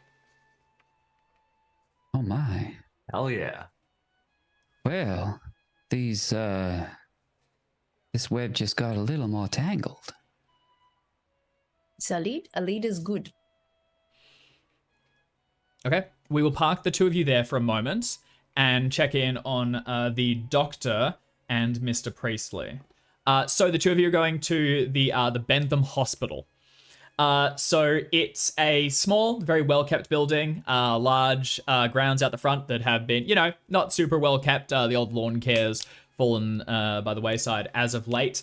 Dr. Coombs, you have a contact here. His name is Dr. Cavendish, and you are aware he does not want to see you. When you receive supplies, you are to come after dark, meet him by the side entrance on days that he establishes, and he gives you basically the scraps that he can afford to get away with that the hospital won't notice missing. You've in the past tried to ask for further help and basically been told to fuck off. Not by him, but by the administration and the facilities. But he's your best contact. If you go through the front, you'll hit. You can try, but you'll be able to hit like nurses and things. And you expect you'll probably get told to dick off. It's a pretty small hospital, right? Moderate. There's room for sneaking if you're thinking about sneaking. No, I'm thinking. I really look. Whatever this investigation is becoming, it's not there yet, and I can't afford to compromise the one lead we have into getting medicine, into getting supplies. I can't risk ruining things with Cavendish. I think that the best chance that we can get is if we go in with a reason. Maybe we could, do you want to? I'm thinking you sock me one. And I come in with a broken nose or something, and I try and actually just speak to Cavendish as a patient. That might be the best option. They're not gonna heal you for free. No, but they might. Look, they might. I like it. Hit Jim.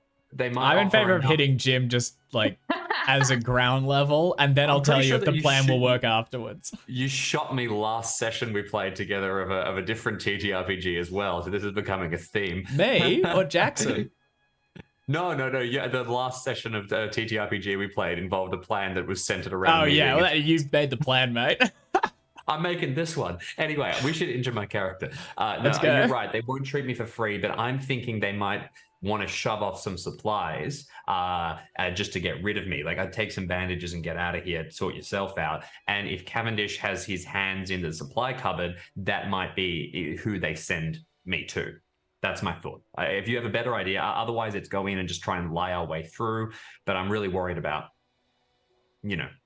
poisoning the well. You could also try and get around the side to find Cavendish's direct offices and do like a, clamber up a window or something, or chuck rocks, like a little Romeo and Juliet action. Yeah. What do you think? Arthur, I could see a couple of ways to do it. We either sneak in, we try and talk our way in, or we go for the injury play. If you think that they care enough about a bloody nose of someone who lives in our situation, then I'm happy to try. Yeah. Maybe it's just a distraction then. Maybe if you can go in for bloody nose and cause enough of a fuss, it might cause enough of a distraction for me to get back to Cavendish and be able to talk to him, because I'm not exactly the sneaky sort. I don't feel good about rushing around. I am. You did used to work here too, Dr. Coombs. Like, you know the layout. I'm actually going to immediately walk that back. You don't need to look for Cavendish's office. You know where it is. It's second floor towards the back. You could try a clamber, and also you can give Arthur the directions to find it if you guys want to try for a stealth approach. I mean, I can just go in and be distraught that my husband is incredibly ill and on the verge of dying, and I need someone to come and take a look at him. Yeah, pretend to be distraught, Arthur. Really, act. If you could do that and try and get me enough of a distraction that I can get straight to Cavendish, I think that's probably the best plan. Okay. That works. Okay. I mean, luckily I don't need to act. I am in fact distraught, but I am just going to be distraught about the fact that my husband is dying, not already dead. I am going to give myself a break from being a sad person and not enact walking in kind of frantically begging for assistance. My husband, he is incredibly ill. I don't know what to do. Someone please help. Like we have nothing. We're this man means the world to me, etc., etc. So on and so forth. And so on and so forth. And try and probably mixture of like, I guess I'm technically trying to fast talk them. It's gonna be fast talk for sure. This is just making a distraction. With the intention of creating. I'm not trying to get anywhere. I'm trying to get someone to like come with me, which I know they're not going to do. I'm mostly trying to create a long enough period of time for a distraction. I don't actually necessarily need them to do anything. Does that make sense? Yeah, 100%. So you head in, distraught and distracting. There is a nurse on duty who, as soon as you come in, stands up, holds her hands out, and stops you approaching further. She will quickly signal for orderlies to come, but now we'll do a fast talk roll to see if you can stall them long enough for Dr. Coombs to slip around the side, tug on a sort of like one of those like long white coats, and see if you can get a little further into the facility. So go ahead and give me a fast talk roll, please. Oh, nice. Well done. Very nice. Arthur's able to distract them, and probably a bit of genuine, angst and desperation slips through. Yeah. There's a lot of genuine emotion.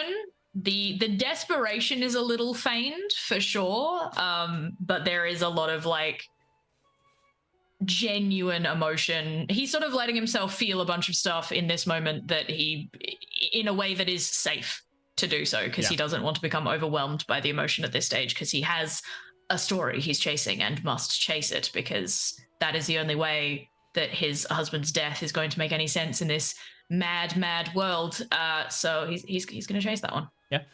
You're going to notice a couple of things just as you're doing this. So you keep them distracted long enough that you see Nathaniel slip past, and then you kind of keep them drawn towards you as Nathaniel goes through swinging doors and begins to make his way through the facility, striding towards Dr. Cavendish's offices. The orderlies here have clear instructions not to assist or deal with vagrants. You are getting escorted out. You are being told politely but firmly, we can't help, we won't help, goodbye. But you drag it out long enough. You also detect fairly limited sympathies, unfortunately. Also because, you're kind of talking about like a horrible disease that to their mind is separate from them and kind of not their problem. That's fair. They've clearly been told, like on some level, do not deal with vagrants. Do not give them assistance. Let them deal with themselves. Is there a way for me to drop elements of what I know about like the symptoms of the disease and see if there's any recognition in them? Yeah, you'd probably can I do a psychology roll on to see if I'm getting a read on like... Yes, it's going to be hard. Okay. And you're still dealing with like the orderlies and nurses, so maybe limited success. This isn't one of the doctors, but yeah, go ahead and make a roll. No, just a regular success. So that's fine. I'm happy to get the read of like, I know they don't want to help me. They don't, yeah, exactly. And they don't seem to be willing to discuss it further. Meanwhile, Dr. Coombs, you stride through a pair of, swinging doors and find yourself walking the halls that you haven't traveled through for like a good 4 years or so. There's still muscle memory here, but it's different. They've definitely fallen on harder times. There's fewer people working here. And you are unwelcome. Yep, I feel unwelcome. Don't worry. I'm not going to put on one of those coats if I can avoid it, because I know I'd make it dirty. Yeah. Okay. Yeah. I hurry straight to Cavendish's office. You will find it. Yeah, and I will knock. Do I know his first name? Yeah, James. Which is unfortunate because we've had a few Jameses, which is always yours. We're going to change that one actually. I call him Cavi for short. Yeah, let's call him Cavalier. Every other NPC's name that is of import so far has had a name starting with A. There is Alex Rossetti, there is Aston Hawks, there is Arthur Sedgwick. Nice to get a J in there. A lot of A's. There's a high variety J. Yeah, we've got a lot of shit to write. We're starting at the top of the alphabet. Let's just get yeah, you knock on it, and as you're sort of fixing yourself up and trying to make yourself look as presentable as possible, the door opens and Dr. Cavendish looks you up and down. He's shorter than you. He inherited your office. He's basically in the position that you once held. And as soon as he looks at you, his face falls. He looks back and forth, opens the door, and ushers you in quickly. And as you come in, he says, Nathaniel, you shouldn't be here, not during the day. James, I'm sorry. I'll be gone in 60 seconds. Listen, I promise. I went out on a limb to help you, to get you those supplies, and you coming here during daylight hours, that threatens my work and everything I've done. I can't help you if you won't let me. I understand. I'm sorry. I wouldn't come here if it wasn't the most important thing. I think I'm here to tell you, and I'll be quick so you're in as little trouble as possible, that there is, I think there might be a very, very serious contagion event. There's been deaths in the camp. I'm not asking for supplies. I'm not asking for money. I'm asking for the ability to look into this. I don't have the equipment. I need to use the autopsy suite. What is this? What's spreading through? Tell me. I can give you the details. I have notes, but in short, it's serious. The likes of which I've never seen before. Cracked skin, degeneration, hydrophobia. It's terrible. Really vile, awful stuff, threatening a lot of people. And I'm worried. Frankly, I'm worried it could spread not just through the camp, but wider. It's serious, James. It really is. Nathaniel, if I let you in here, they'll strike me from the hospital as well. Do you understand how tenuous my position is? If I allow you inside and to use these facilities, I'll be in the shanty town with you by tomorrow as well. I understand that. I'm coming to you because I don't know what else to do. If you think that the only sensible thing here is to turn me away, I understand that. I'm obviously not an impartial observer here, but I'm telling you, with all of my medical experience, with everything that I can see, I see a risk of a contagion. I see disaster on the horizon. If I need to break in to not to implicate you, you tell me how it can happen. But this is serious. Leave the window unlocked, please. I understand. I'm sympathetic. Just don't know what I can do. James, can you please make a charm or persuade roll? Absolutely. Actually, I would take medicine as well if you're going for like the severe. I think medicine is what's justifying this as a regular success rather than a hard. I think we're on the social skills. All right, charm it is. Ooh, I will give you. Can you afford 2 points of luck? All right. 2 points of precious luck. 10% of your remaining total. All right. You talk to him. He can tell that you are earnest and you truly believe this is severe. You are also aware that he is in a position where if you get caught doing this, he will get fired. So, as Art was suggesting, he is going to leave a vulnerability for you to exploit. He is not letting you in. If he finds you in there, he will make sure you're kicked out as well. Additionally, if you get caught in any way, and also he's probably doing a bit of like, I probably can't give you supplies for a little while after this as well. Like, we're going to need to cool everything down for a bit. This is a high risk. That said, no one's planning to use the suite this afternoon. If you can get the body in and out, you should be fine.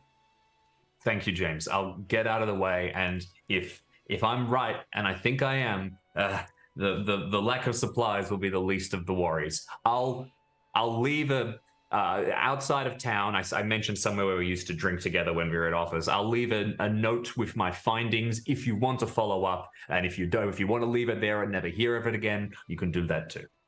He will pass you. He will thread a key off the ring that will get you access inside and out, and he will leave his own window open. If everything goes well, let yourself in, conduct the autopsy, then leave the key like through his window or something, and then he'll get it back later. And that should resolve the entire affair. This is not necessarily tonight. This is this afternoon, if you can bring them through. You can also do it tonight if you want to wait later. Okay. It's gonna be a little tough. Okay. And then he suggests you make your way out without being seen. Yep. What floor are we? Actually, make a luck roll. Let's see if it. Let's make a luck roll. Let's see if it's on the first or second. I said second earlier, but first floor. Sometimes it has to come together. You couldn't. I'm sure I won't be seen. Sorry, you couldn't move the desk a squidge, so I could just. Oh yes, sorry. Just confirming because we do this every time. Dave, when you Yeah. say first floor, do you Ground mean the floor. American Ground first, floor. which is ground floor? Yeah. Great, yeah. On the great. ground, the first Which is going to make floor it of the building on the ground. For anyone that in was America, a super critical luck roll that landed on a hard success. Yeah, well My done. God, that's Well going to done. make it so much Yeah. easier. Oh, thank God. All right, I You hop out and regroup with Priestley, and shortly later, Maureen and Carl will return. The four of you can gather in the center where everyone is keeping a wide berth from you horrible, horrible poor people. I return the floor to you. It could be them. It could be them any day of the It's week. Just post-lunch, one we're moving bad into day. afternoon. One bad day away from being just like us. They know that. That's why they keep their distance. It is not personal. Well, just as I always expected, the police do like sitting around and not doing their jobs. However, there is something a little bit more sinister afoot, I fear. okay. yeah. This. I assume we've all exchanged information at this point. The fact, Fast talk, girls. the fact that the police have been explicitly told not to investigate, and I got a strong suspicion, a strong feeling when I was in the hospital that they also were told that they should not be assisting anyone of lesser means. I'm wondering where this telling is coming from specifically. It is interesting that multiple departments, I mean, it must be coming from the city hall or something to that equivalent, unless there's someone else pulling strings. I must Everyone assume says at higher some ups. level it's coming from this one Mr. Alex Rossetti.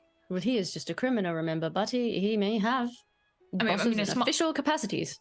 A small-time small-time criminal. criminal is what he once was, but if he's walking into the police captain's office and walking out with a arm full of files, well, he can hardly be called. Maureen, you'd the also same he recognize was. the address he has as one of the nicer parts of town. Oh. I would like to know who is hiring this If I Rossetti had to- character. If Yeah, I had to I think- make a guess, just quickly, if I had to make a guess, going into the middle of a Hooverville and grabbing people, that's something that if this is some kind of government conspiracy or the police are in on or whatever, that tends to be people that nice government folks don't like to. That's not what they're going to do. They will want to be working with small-time criminals and paying them to get it. I think that might be a good lead. The other lead Also- we have is the autopsy. Yes. Yes. I do think you're right, Doctor. A small-time criminal is also particularly helpful if you want someone to take the fall for something you don't want to take yourselves. I mean, it's not... There have been plenty of investigations that have shown that someone we found someone in a position of some authority is very likely to be behind something, but you can't pin anything on them. It tends to fall to someone lesser, whether that be someone in a position of government or your Al Capones.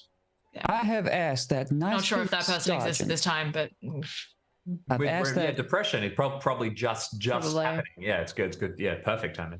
I asked that nice police sergeant where to find my daughter, and he decided to help me by giving me this name and address. I'm going to go to this name and address and find my daughter, and I pray for anyone who stands in my way. I think that's an Yeah. excellent idea. It's a good place to start. I might go back to home and get. We only have this opportunity to get into the hospital for so long. I might work that angle. Maybe the three of you could head forward to the address. I'd like to get Harold's notes from the examiner if I can. I think that they might be of use to us. Potentially. I don't recognize the name Alex Rossetti, but well, I don't know. Maybe there's information somewhere. I'm better at looking through documents and files than I am poking around houses, but if you find anything of interest, I can take a look. Otherwise, I'm happy to lend my assistance where is necessary, but I do feel I should find out what Harold was working on explicitly if I can. I think that feels like a good split. If the two of you want to head towards the house, I'll head back. Bears coming! Okay. Well, Maureen heads off to Rossetti's The house. doctor is out. Long gone. Doctor heads to Hooverville. I kind of Carl kind of dithers a bit between Arthur and Maureen's. Oh dear, you have some rights with your workplace that the things that you created. They don't. You can demand them back, and then runs after Maureen. All right, Carl's headed up as well. And Priestley, you're heading for the examiner. With a catchphrase first, hopefully. Yeah, catchphrase. We all need. I smell a story. Catchphrase. Sorry, I smell. No, I think it is still like very much like Harold. I'm going to work this out. Howard, I'm going to find out what's going on. No. I promise you, I will get to the truth. Hell yeah. Yes. And we're away. Okay. So Nathaniel, first of all, you head back towards the Hoovervilles. Take you a little while, and you regather the body, and then you'll traipse it back into town with the intent of basically smuggling it in and getting it into the autopsy suite. I am gonna need a stealth roll at some point. Yep. Okay. Do you want to do the fail now, or should we do it at the end of the session for a dramatic beat about me getting caught? Yeah, on a let's see. cliffhanger? Let's see. Why don't we circle back and we'll come back around to see how far you get. Great idea. We know it's not going to be good, so it's a good cliffhanger. Yeah. I mean, it might be fun to get in and then not out with anything. That's Yeah. far more interesting than just not I getting hear you. in. Yeah, you get caught in there or banished, or we'll see how it goes. But yes. All right, we'll park you there then. And also, if someone else wants to divvy out and assist you at some point too, they might be able to help you get an edge there. Let's head across to let's do Priestley going to the examiner. So this is the newspaper you used to work at that you were fired from fairly unceremoniously and sent you and your husband into poverty and ultimately his death. You have a contact here. He was the man that was the editor that used to be in charge of you. At one point, you would have considered him a friend, but he was ultimately the one that let you go. He did give you the excuses of like, hey, cutting costs and things, and something comes from the higher ups. But there's a man called Norman Brunswick. We've left behind the A's and J's, so we are progressing through the alphabet, which is good. And the newspaper is also closed to people. Like, you're not allowed to just go in. So you will need to ask for him, get permission. You can't just, like, root around through files. Unless there's any preparation you want to, you can stride forth and demand a meeting. No, I think I sort of take the line of people don't tend to stop you when you act like you belong or you have a reason to be there. So even though I'm like dressed as someone who doesn't work there, I act as though I have a reason to be there. And we'll stride up to like the reception and just say I would like to speak to Norman Brunswick, please. Oh, may I ask the reason? Yes, we were colleagues a little while ago. My name is Arthur Priestley. I used to be a journalist here. My husband, Harold. Okay, Mr. Priestley, that's enough. He's a very busy man. You can come back another time, okay? Thank you.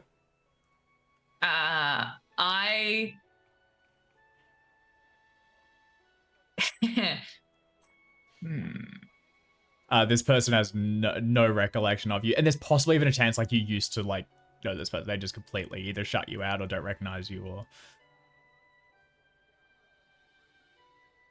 I'm gonna lean over and say, "Is this just like a young guy? Lean over and say, my good man, I have a lead for a story, quite an important one, that I know that Mr. Brunswick would very much like to hear about.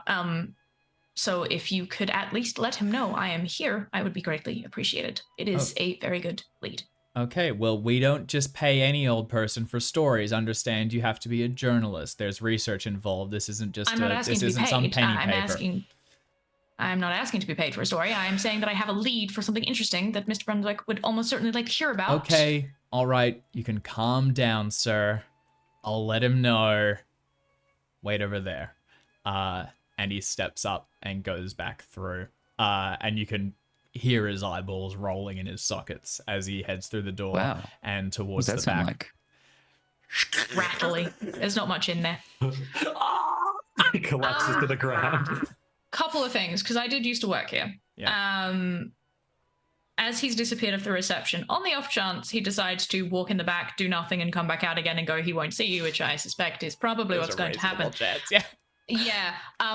I would like to do to check to see if there are any other sort of like service entrancey things that I can get into. I'm not the I'm relatively stealthy and I'm relatively good at looking at things. I think actually even funnier is, he goes back and you know for a fact that is not where Norman's office is. He's headed to the break room to just chill for a moment. But with him leaving the desk, you can just go through to Norman's offices. So you can just turn around and go straight through the doors if you want. Yeah, great. I will do that. Attempting to stay, because I know the layout relatively well, and I do know that they've let some people go. Yeah. Like it's not going to be as busy, so I would like to try and avoid being spotted as much as possible, taking the most direct route and getting to his office. But I will, if I know the layout, I will go straight to where I believe him to be. Yeah, you walk quickly. I am going to ask you to make a stealth test. You can take a bonus dice on this, though, because, like you said, fairly untended, and this is just kind of staying away from everyone. Good rolls this session. Nice. Success. Okay, that's all you need. You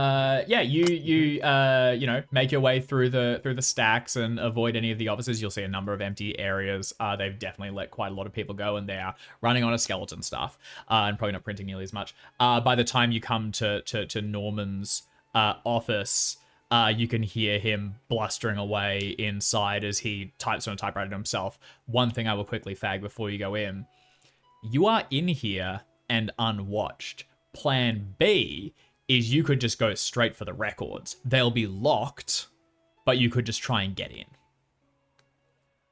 in. I would prefer...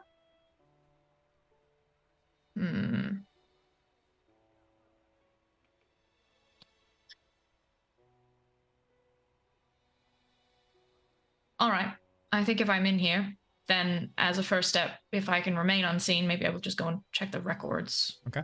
If I can. If I can't get in, then going to Blackwood will be my backup. Like if I can't get in, if I'm spotted, what have you. But yeah. Haha, you got me, you sly dogs. So you can just keep on walking and you will arrive at the locked door that leads down to the newspaper morgue where all of the clippings and things are stored from previous publications. It would also be where like notes and things from your deceased husband would be kept. Now you can either try and locksmith your way through this, you can break the glass and turn the latch from the other side, or you could try and sneak back into Norman's office or someone else's and get the keys.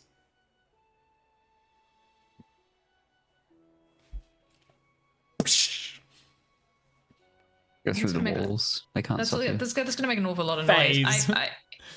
If I can set myself up in a way that I could like get into Norman's office if he leaves, like to go to the break room or something like that, I would like to take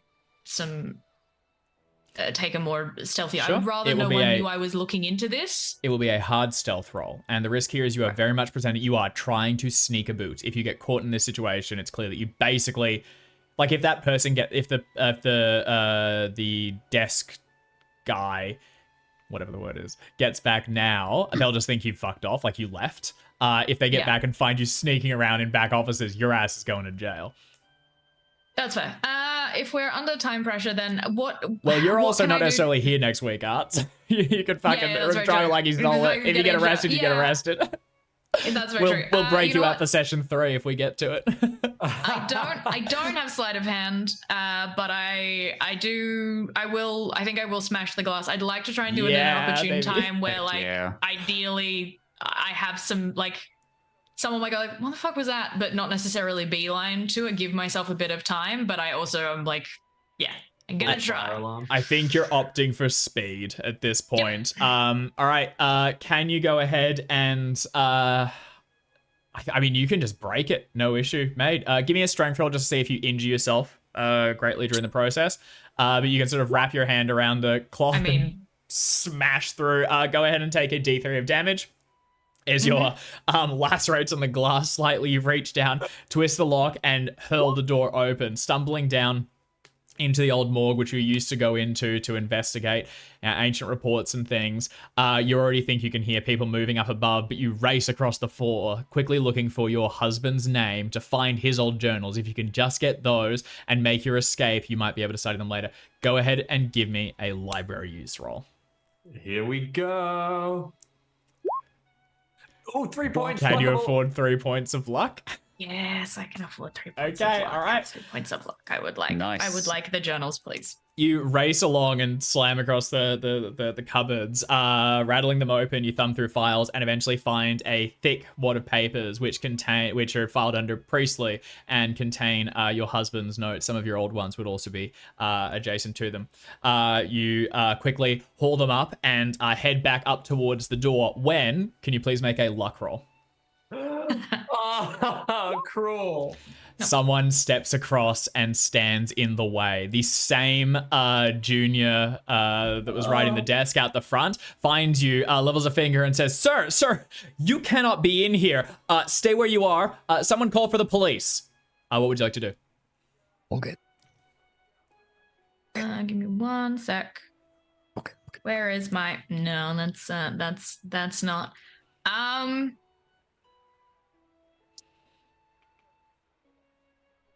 Does this man think I am like Thinks you dangerous just or just broke kind in. of like dangerous or just unhinged. like unhinged? Unhinged to a way of, yeah. He's treating you as dangerous. Yeah. You just broke in. You seem to be stealing stuff. He's treating you as pretty dangerous. Yeah, he's not going to let you get super close. No, I was more thinking, can I sort of like feint kind of accepting what's happening to give myself a moment to then dash? Like, can I give him a sort of like, okay, like kind of do a like, you got me. Sure. Like, And then Tricked again. and then use, if he believes like that and his body language calms, take the opportunity. We will handle that as the dexterity roll if that's what you want to Very try and good. go for. Yep. All right. You sort of stall for a moment, holding your hands out, and then suddenly, whip crack, race up the stairs, slam past this kid, sending him thumping into the ground and pacing along these old office tiles you used to tread so many years ago.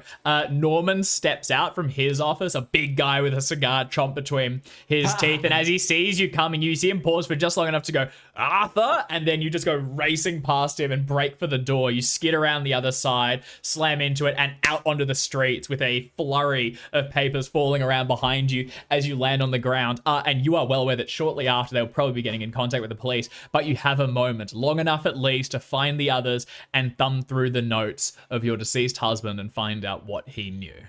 I will absolutely get those, like the notes, because if they know that I'm there, like, although the police have been told not to deal with, like, not to come to Hooverville, we know that now. Yeah.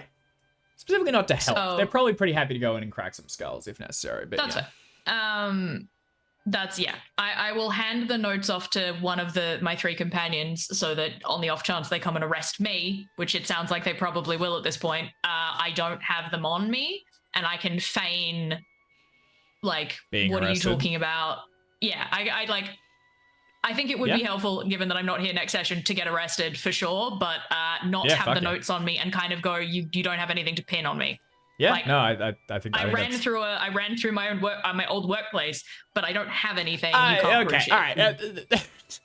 You Smashed broke a smashed window, and pushed assaulted past the a person. junior person, and clearly stole property. I don't think that's gonna fly real far, but we can try. But they can't prove I stole property. If They I don't have They it. saw you. They saw you, and yes, you ran out with an armful of notes. Was it enough for me to like put it under my jacket or anything They like s- that? you either way, you are a vagrant who is already basically vilified in society, who Yeah, that's broke fine. in and slammed into someone. Your ass is going to a little bit of It jail. might be enough for you to be able to say you can't prove anything at them Yeah, and a lot, then they arrest slow you them anyway. down enough for you to run again. Which, as long as you keep doing it, More my point is that if I can get the notes to one of my companions, Yes. I'm very happy to go to jail, That but one they is can't doable. keep me in there without a further investigation because they can't prove anything. Like they have witness, but they don't have like. We seem to be Yeah, yeah. operating on a lot of the concept of the jail being fair, which I want to eradicate right now. But yes, you can hand the notes off, and then when you return, we can easily resolve that. But so here's the information you will get from it to wrap this up. So your husband was uncovering a conspiracy which he called the Midas Circle.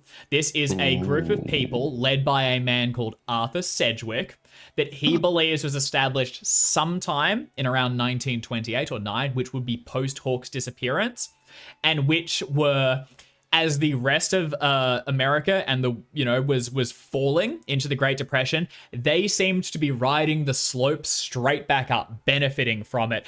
They couldn't go wrong. They went from, bounty to wealth to success to power, stepping up and slowly seeding their fingers into all manner of government, police, things like that, gaining strength.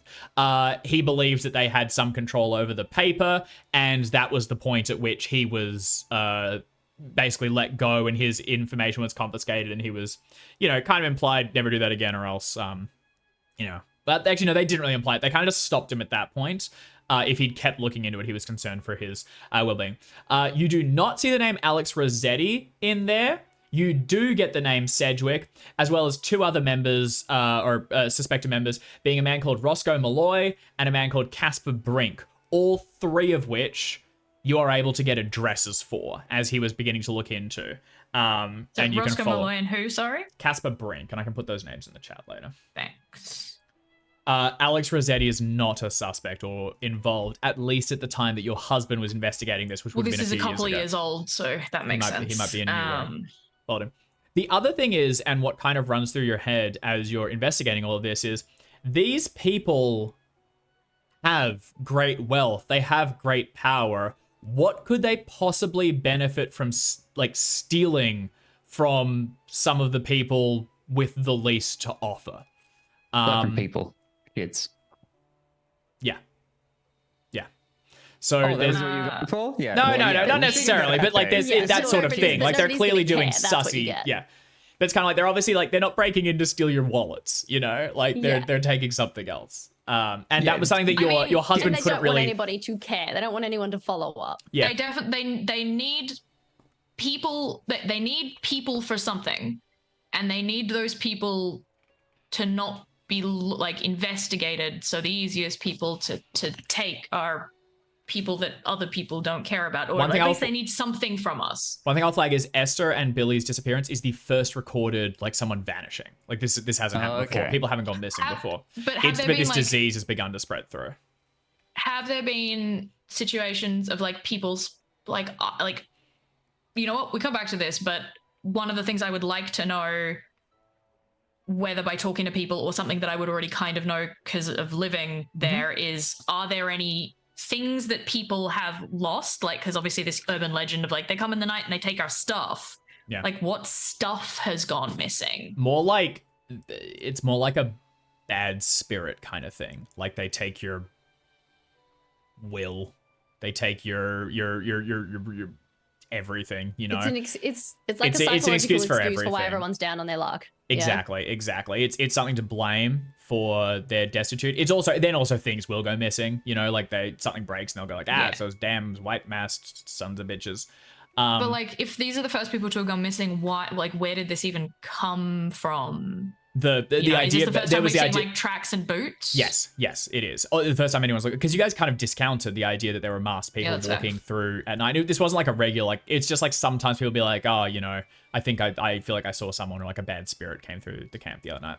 One other thing just to note, just for a final piece for your husband's notes, is he never quite identified how they were doing it, how they were beating the stock market, how they were always in the right position at time. And it kind of went beyond just manipulating, like there were other people manipulating the system and leaning on the scales of finance. These people are outpacing all of them to an insane degree. Like they're not just trading water, they are actively excelling. And your As if husband they never had quite cracked it. as if they had the Midas touch. And that hence the name. Oh, yeah, there you go. What name? Mystery solved. All right, good work, And Anne. that's the session, by the way. So we will quickly we'll step across to Maureen and Carl, who are heading out towards this is Alex Rossetti's house. As you thread your way through the streets, you find yourself in a nicer suburb. A lot of these houses are empty or have been like for sale signs. People, even these people have not been able to avoid dire financial burdens. And the few that are still there are still like, you know, affected by it in one way or the other. Maureen, you possibly lived in an area like this. As you arrive at Alex's house himself, I will ask for a group luck check between the two of you. Who has the lower luck? 20. I haven't used any of it, so 20.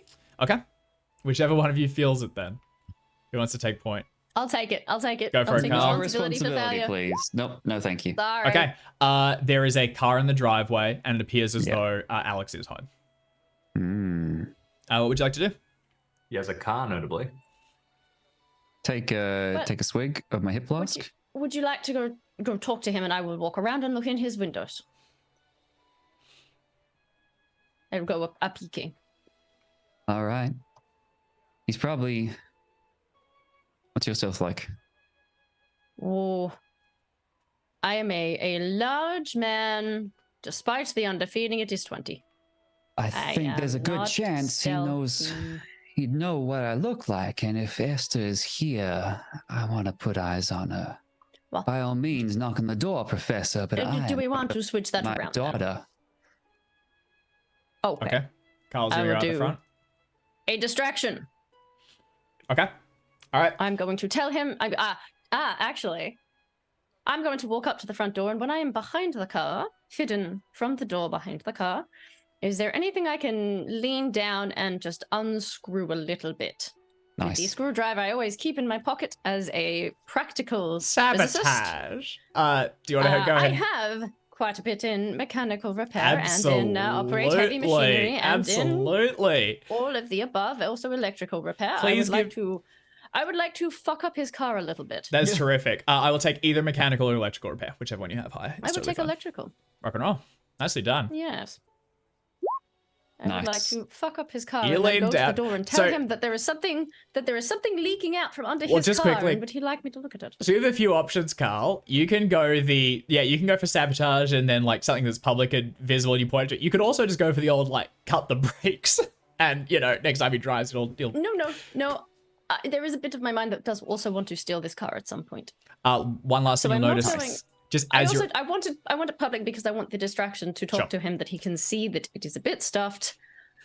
I am going to use all the right words okay. to let him know that I know what I can do and I'm good at cars and I just walking by and I noticed. You couldn't help but notice, and you know you're down in your luck. You're just looking for a little coin. As you are under the car, you will notice mud in the tire tracks, and the size of the vehicle is similar to It's the big. one that appeared to be parked near the Hooverville. Got The him. doors are locked. That's okay. Okay. I'm gonna open a valve and Yeah. give it a couple of seconds for something to kind of Lower, you let the Spill tire out. loose or whatever. Yeah, make it something public, and then you head up and knock on the door. Meanwhile, Maureen slips out of sight and begins to Yeah. step around the side. Carl, your first knock is not met with a response. take my staff and clonk a few more times. Okay. Staff? I've got like a little walking sticky thing. No, you gotta call it a staff. That's rad. That's probably Alright. what he calls it. You give it another slam on the door, and from upstairs, you can see suddenly curtains get thrown open, and a man in like clearly thrown on a dressing gown or something with thinning hair, but kind of like bedhead, like distracted, looks out, glaring down into the grounds below. It is like early afternoon. This man was in bed very late. And you can also see he's grabbed himself a pistol and he like holds up against the glass as he looks down. And then when he sees you, he jams a finger into the glass, points at you, wheels around and starts marching towards the stairs to come down and approach you. You say volatile? A volatile fellow, obviously. Well, I hope Maureen is quick. Okay. Footsteps He's approach. coming all the way from upstairs as he's just woken up. Oh, Yeah. and he's got Where are you heading, way to go. Maureen? Well, if I've seen those tire tracks, I want to start with like another track roll, perhaps, to see where they would have dragged small children from the car to whence. Sure. Probably the basement, probably a garden shed. Make a track roll. You can do that while we're still while Carl was doing their electrical repair. So that'll still be pre-knocking. With an extreme success, no one was dragged from here. One set of footprints left from the car and went inside. I mean, your daughter's 12. You could probably just carry her. But also there were multiple footprints at the scene of the Hooverville. There were more than one person in the car. Possibly it got this car dropped has off stopped somewhere. elsewhere, probably. Somewhere else. Also, it's shed enough mud that it's, this is probably the end of its journey rather than the beginning or middle. All right. In that case, I would like to enter the back of the house, Okay. keeping alert for any other, seeing if there's anyone else inside this house. Okay. And assuming there is not, let's sneak up on this Alex chap with my 38 revolver. All right. In the back of his head. Yes. Yeah, that's right. Yeah. Maureen's packing. Let's go. All right. So you look down, no tracks. Richard, get the gun out, cock the hammer, and power Incredible. off. Mother's coming. Maureen, I will need a locksmithing roll for you to get through. This dude keeps his shit locked up tight. He does not want people getting in. There seems to be, whether it's paranoia or it's justified, because here you are trying to take his stuff. You can go for locksmithing, or you can try and hope Carl distracts long enough that you can break a window and get in, force the door in the back. Am I lucky enough that he's left the back door open one night? You might be lucky enough that one of the upper ones is open and you can clamber through. Go ahead and you. give us a luck roll. Let's see what it looks like. Extraordinary. Son of a yeah. bitch. Okay. He did leave the back door open. I don't want to tell you. The dice want me to The find dice, stuff. the scenario says down on your luck. The dice say otherwise. You can take the investigators down on their luck. The players no. God damn it. You head around the side, and yeah, I think one of the windows is left slightly. Actually, one of the windows is half ajar. You can see like an ashtray in the center, and clearly he was sitting there having a smoke late at night. Probably when he first got back, his boots are kicked off nearby, and he forgot to close and lock this window. You jam it open, slide in, and get the gun out. Maureen finally. Actually, let's resolve Carl first to see if he'll get a bonus dice on this stealth roll, or if it's going to be straight. Carl, you stand at the front door and there's an awkward period as the man is approaching where you can kind of settle yourself up. And then suddenly the door is flung open. He's bare-chested, dressing gown on, gun in hand, which he makes no illusions about. He points it straight at you and says, "What the fuck are you doing on my property? Get the fuck out of here." Okay, but your car is in a little bit of trouble. Do you fucking touch my car, you piece of shit? He pulls the gun out and points it towards you and jams it at you to push you back. No, but your car is leaking something. I was walking past and I saw it, and I thought I would tell you as I am a mechanic. Don't Good play day, the good. sir. Don't play the good And I'm Samaritan going- with me. and while he's mid sentence, I'm gonna turn around and start walking. Like I don't care. I'm just informing. As you You walk want away, to fix it yourself? You fix it yourself. he reaches out and grabs you and he says, "Where the hell do you think you are? You fuck with my car, you're gonna fucking fix it." And he wrenches you backwards. And you can feel the gun in the back of your neck. And then he's clearly just throwing you around and intimidating you. You're like a older guy with like a cane. This dude's just a bully. He jams you out though, and he walks out towards the car and he sees the oil spilling out. And he goes, "What the fuck did you do to this? This was working fine last night." You sabotaging piece driving of shit. You just want what I have. You look at me and you look at all this grandeur and wealth, and you can't stand for it. Man, and I will not take your money, but I will fix it because I am interested in that sort of thing. And you have a gun. Carl, can you go ahead and give me a social roll of some sort to keep the attention on you as Maureen tries to slip through? I would like to persuade him that I am afraid. Yeah, go ahead. Make it It's persuasion. true? It is true. It is true. Maureen's gonna make his head Come leak on. strange Oh, well. fluid. You talk and stutter, but this man kind of went to an extreme you weren't ready for. And in between the silence, there's enough that he might hear Maureen approaching. Maureen, this is gonna be a straight stealth roll for you as you try and come round. Yeah. And if he spots Alright. you are in his house with a gun. Yeah. Oh, aim directly at him. I don't like this guy. Let's be clear. Well, kind his of gun's aimed outside directly throwing me at around, Carl, so so at you least- know. yeah, At no, least so that's there's- fine. You know, it'll take him Alright. a minute. Stealth. Sneaky, sneaky. Here we go. Maximum sneak. Oh, Oh. success. Moraine. That's how it's done. You can I take don't know what luck. to tell You can take the luck out of the scenario, but you can't take the luck out of the boy. Maureen, you slide up and you come out. Carl, you get thrown to the ground. You skid back through it, through the oil slick, and it stains across your clothes. You're catching the staff as holding up for you as you see Oh, this well. looming figure stepping over you, gun pointed at you, going, "You want what I have? You all just want what I have." And then you see Maureen standing in the doorway, leveling the gun towards him. Oh, Mama no, Bear's I'd be back. inclined to get right up to him and, Hell and yeah. poke it in the back of his head. Okay. You have the instinct he's going to react poorly to that. Do you want to immediately say something, or do you... Because he might just go volatile. Oh, I got questions for him, though. Yeah. He's not a real questiony guy. All right. Well, no. Okay. Well, yeah. You can all right. you can go for well, it. Let's be no, an yeah. intimidate roll or something to Shoot him try in and... the knee. Yeah, if I've got a clear shot, I'm inclined to shoot him in the knee then. And take he's him pointing down. a gun at me, so Yeah. yeah, it's To kind drop of the- a, it's kind of a. And First, ask questions Carl, later. is it Carl? I've already forgot your name. It's Carl, can yeah. see me. Yeah. I'm gonna use my eyes. Taylor, tell the plan. I'm gonna shoot him, and then you're gonna knock the gun out of his Yep. hand. And it's Okay. all ours. Love it. I've got my staff and my little walkie sticky thing. And whoa! Should All be right. fine. We're going to see. So, Maureen, you're going to kick Please us don't off. shoot me instead. Yeah. Carl, do you have a high psychology roll by any chance? I'm pretty good at psychology. Yeah. Can you give me a psychology roll or something similar? What I want is to see if you guys Hey, can look, see I'm good. I got this. We are in the eyes. You know what's happening. Same All right. wavelength.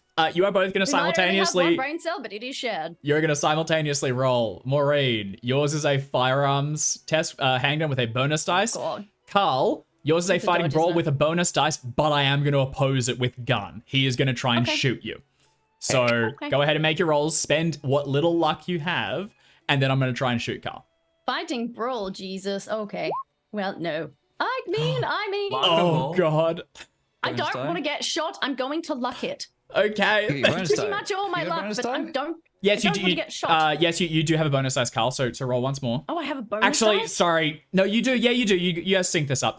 Yep, that's right. That's right. Yeah, because we sync this up. He's getting shot as I'm getting shot. Yep, everyone's getting shot.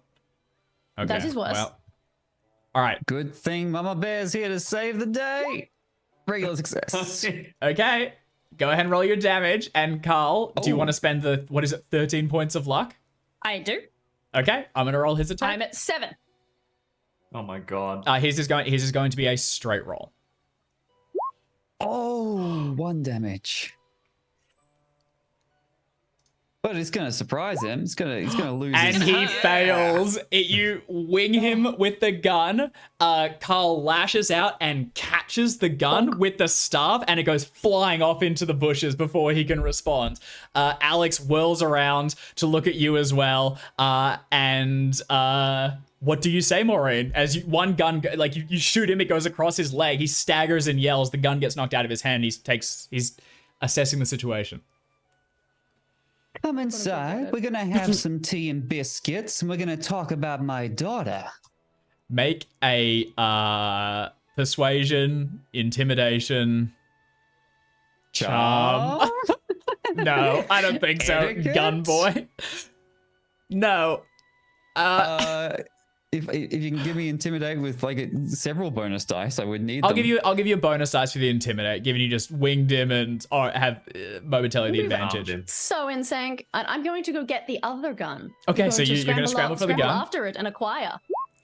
11 regular success. Yeah. Oh, Insane. he prepares to just bull rush you, and then as he takes a step forward, you cock the hammer back again and like point it right at his chest. And he like stalls, just as Carl staggers to his feet, gets the other gun and points it at his back, and then he like holds his hands up, rolls his head between both of you, and says, "Fine, yeah, let's fucking talk."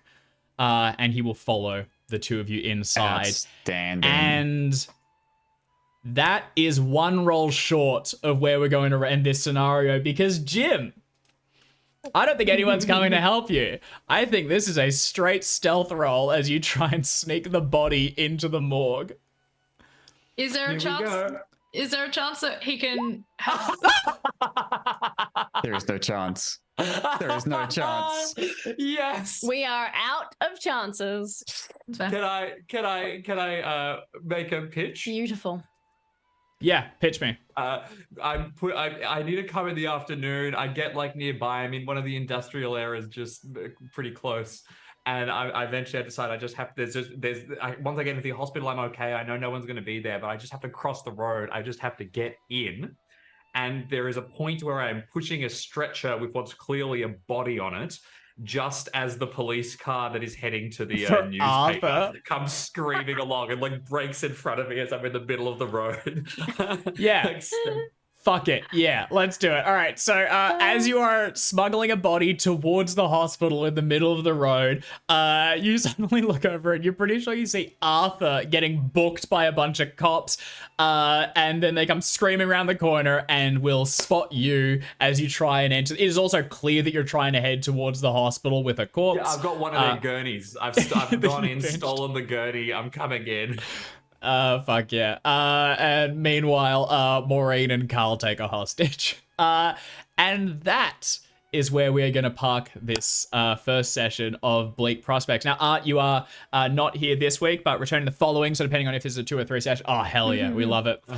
So Arthur is sure as shit getting arrested. However, the information you have uncovered will go across to Dr. Coombs. You guys can have a brief window where you handballed across the notes. They are like in the gurney or something. You telegraph back the at the information. police car when we're both handcuffed and We're being going to see if you taken get in. handcuffed, because if you get arrested, that might take a while. Actually, yeah, fuck it. Let's get you arrested. Yeah, back of the cop car. We've got a hostage. We've got a vehicle. I- We're coming to get you. You're good. If- You're good. If for ease of like, we don't have to worry about losing the notes and information. Can I have like just stashed them somewhere and tell Coombs Yeah, where they are so we that's can go fine. pick them up later, rather than like if I can have gotten around and stashed them in some kind of bushland before the cops actually arrived and got me, and I just kind of am standing there being like, well, I'm here now. I'm not going to resist this because I can't run away. Yeah. And kind of try and throw them off the scent of I stole something and have hidden it, and just go like, you know, I was being a nuisance essentially. Hell yeah. Yeah, no, that's great. And my argument will be, I am distraught my husband died, and I was just trying to get, you know, I was just trying to like see if they had any of his personal effects, and they didn't, and what have you. You know, I might change this a tiny, teeny, tiny amount. Let's do this post the autopsy, because it's cool information. I kind of want to do it. Jim, can you go ahead and give me a medicine roll? And you are going to get caught breaking out. So you are directly there. Arthur came to give you the information. You were going to fuck over your contact. He's screwed. He's losing his job. It all goes tits up. But with a success, you were able to run a quick autopsy. You opened up the body of Harold, and inside, you found all throughout his abdomen a number of pouches with dark shapes swimming inside them, eggs or something that appear to have been laid inside of him that are still growing and getting larger. You have like a smaller one of these in a petri dish that you intend to take back with some extra things and examine further, but you will not get that chance, not immediately at least, as you get arrested. And as you're being dragged out by the cops, you can't help but look over your shoulder and see where the body is still laid out on the table, and it looks as though the writhing is getting a little bit bigger inside the corpse. But that's the hospital's problem now, so it's all good. I'm screaming, I didn't kill him. I didn't kill him. All right, I'm a doctor. I'm a doctor. How's your sanity going after seeing that? Oh yeah, make a sanity roll, please, Jim. Thank you, Alex. Can always trust Alex to I get, just want get to us see get somebody us a sanity go. roll. I just want to see somebody just get absolutely cooked. Alrighty. What's my loss? I'm just looking it up now. Let's get my little goblin here. Oh, one or that's a D6, Jim. Ho ho ho! Nice. I did. Okay, the doctor's doing all right. I will Thanks, say, everybody. 2d6 losses in a And only session. 3. I've lost 3 sanity. Not bad. Not Could be a lot bad. worse. Okay. Doctor's all right. on. Oh, I am 2 points. If I could lose 2 more before this day is up, which I don't think I will because I'm not here next session, I would be definitely insane already. Well, Make you it might have happen. seen the thing that he was cutting open. Do you want to make a sanity roll? Let's I'm come back pretty to it. sure Let's come back to very it. Come back. specifically, no, I was not going to watch the autopsy of my husband. Oh. I'm sure if he tells me about it, say like in a You know, bit, the we'll find out. eggs. All right, But we'll also, let- I think we've established I'm already indefinitely The eggs. paranoid and obsessive, so I think we're good enough. jackpot. Right. Okay. All Let's right. do it. With that, we'll park our session here. We'll see all of you next week. Thank you for joining and thank you everyone for playing. We'll see you Thank you soon. for keeping.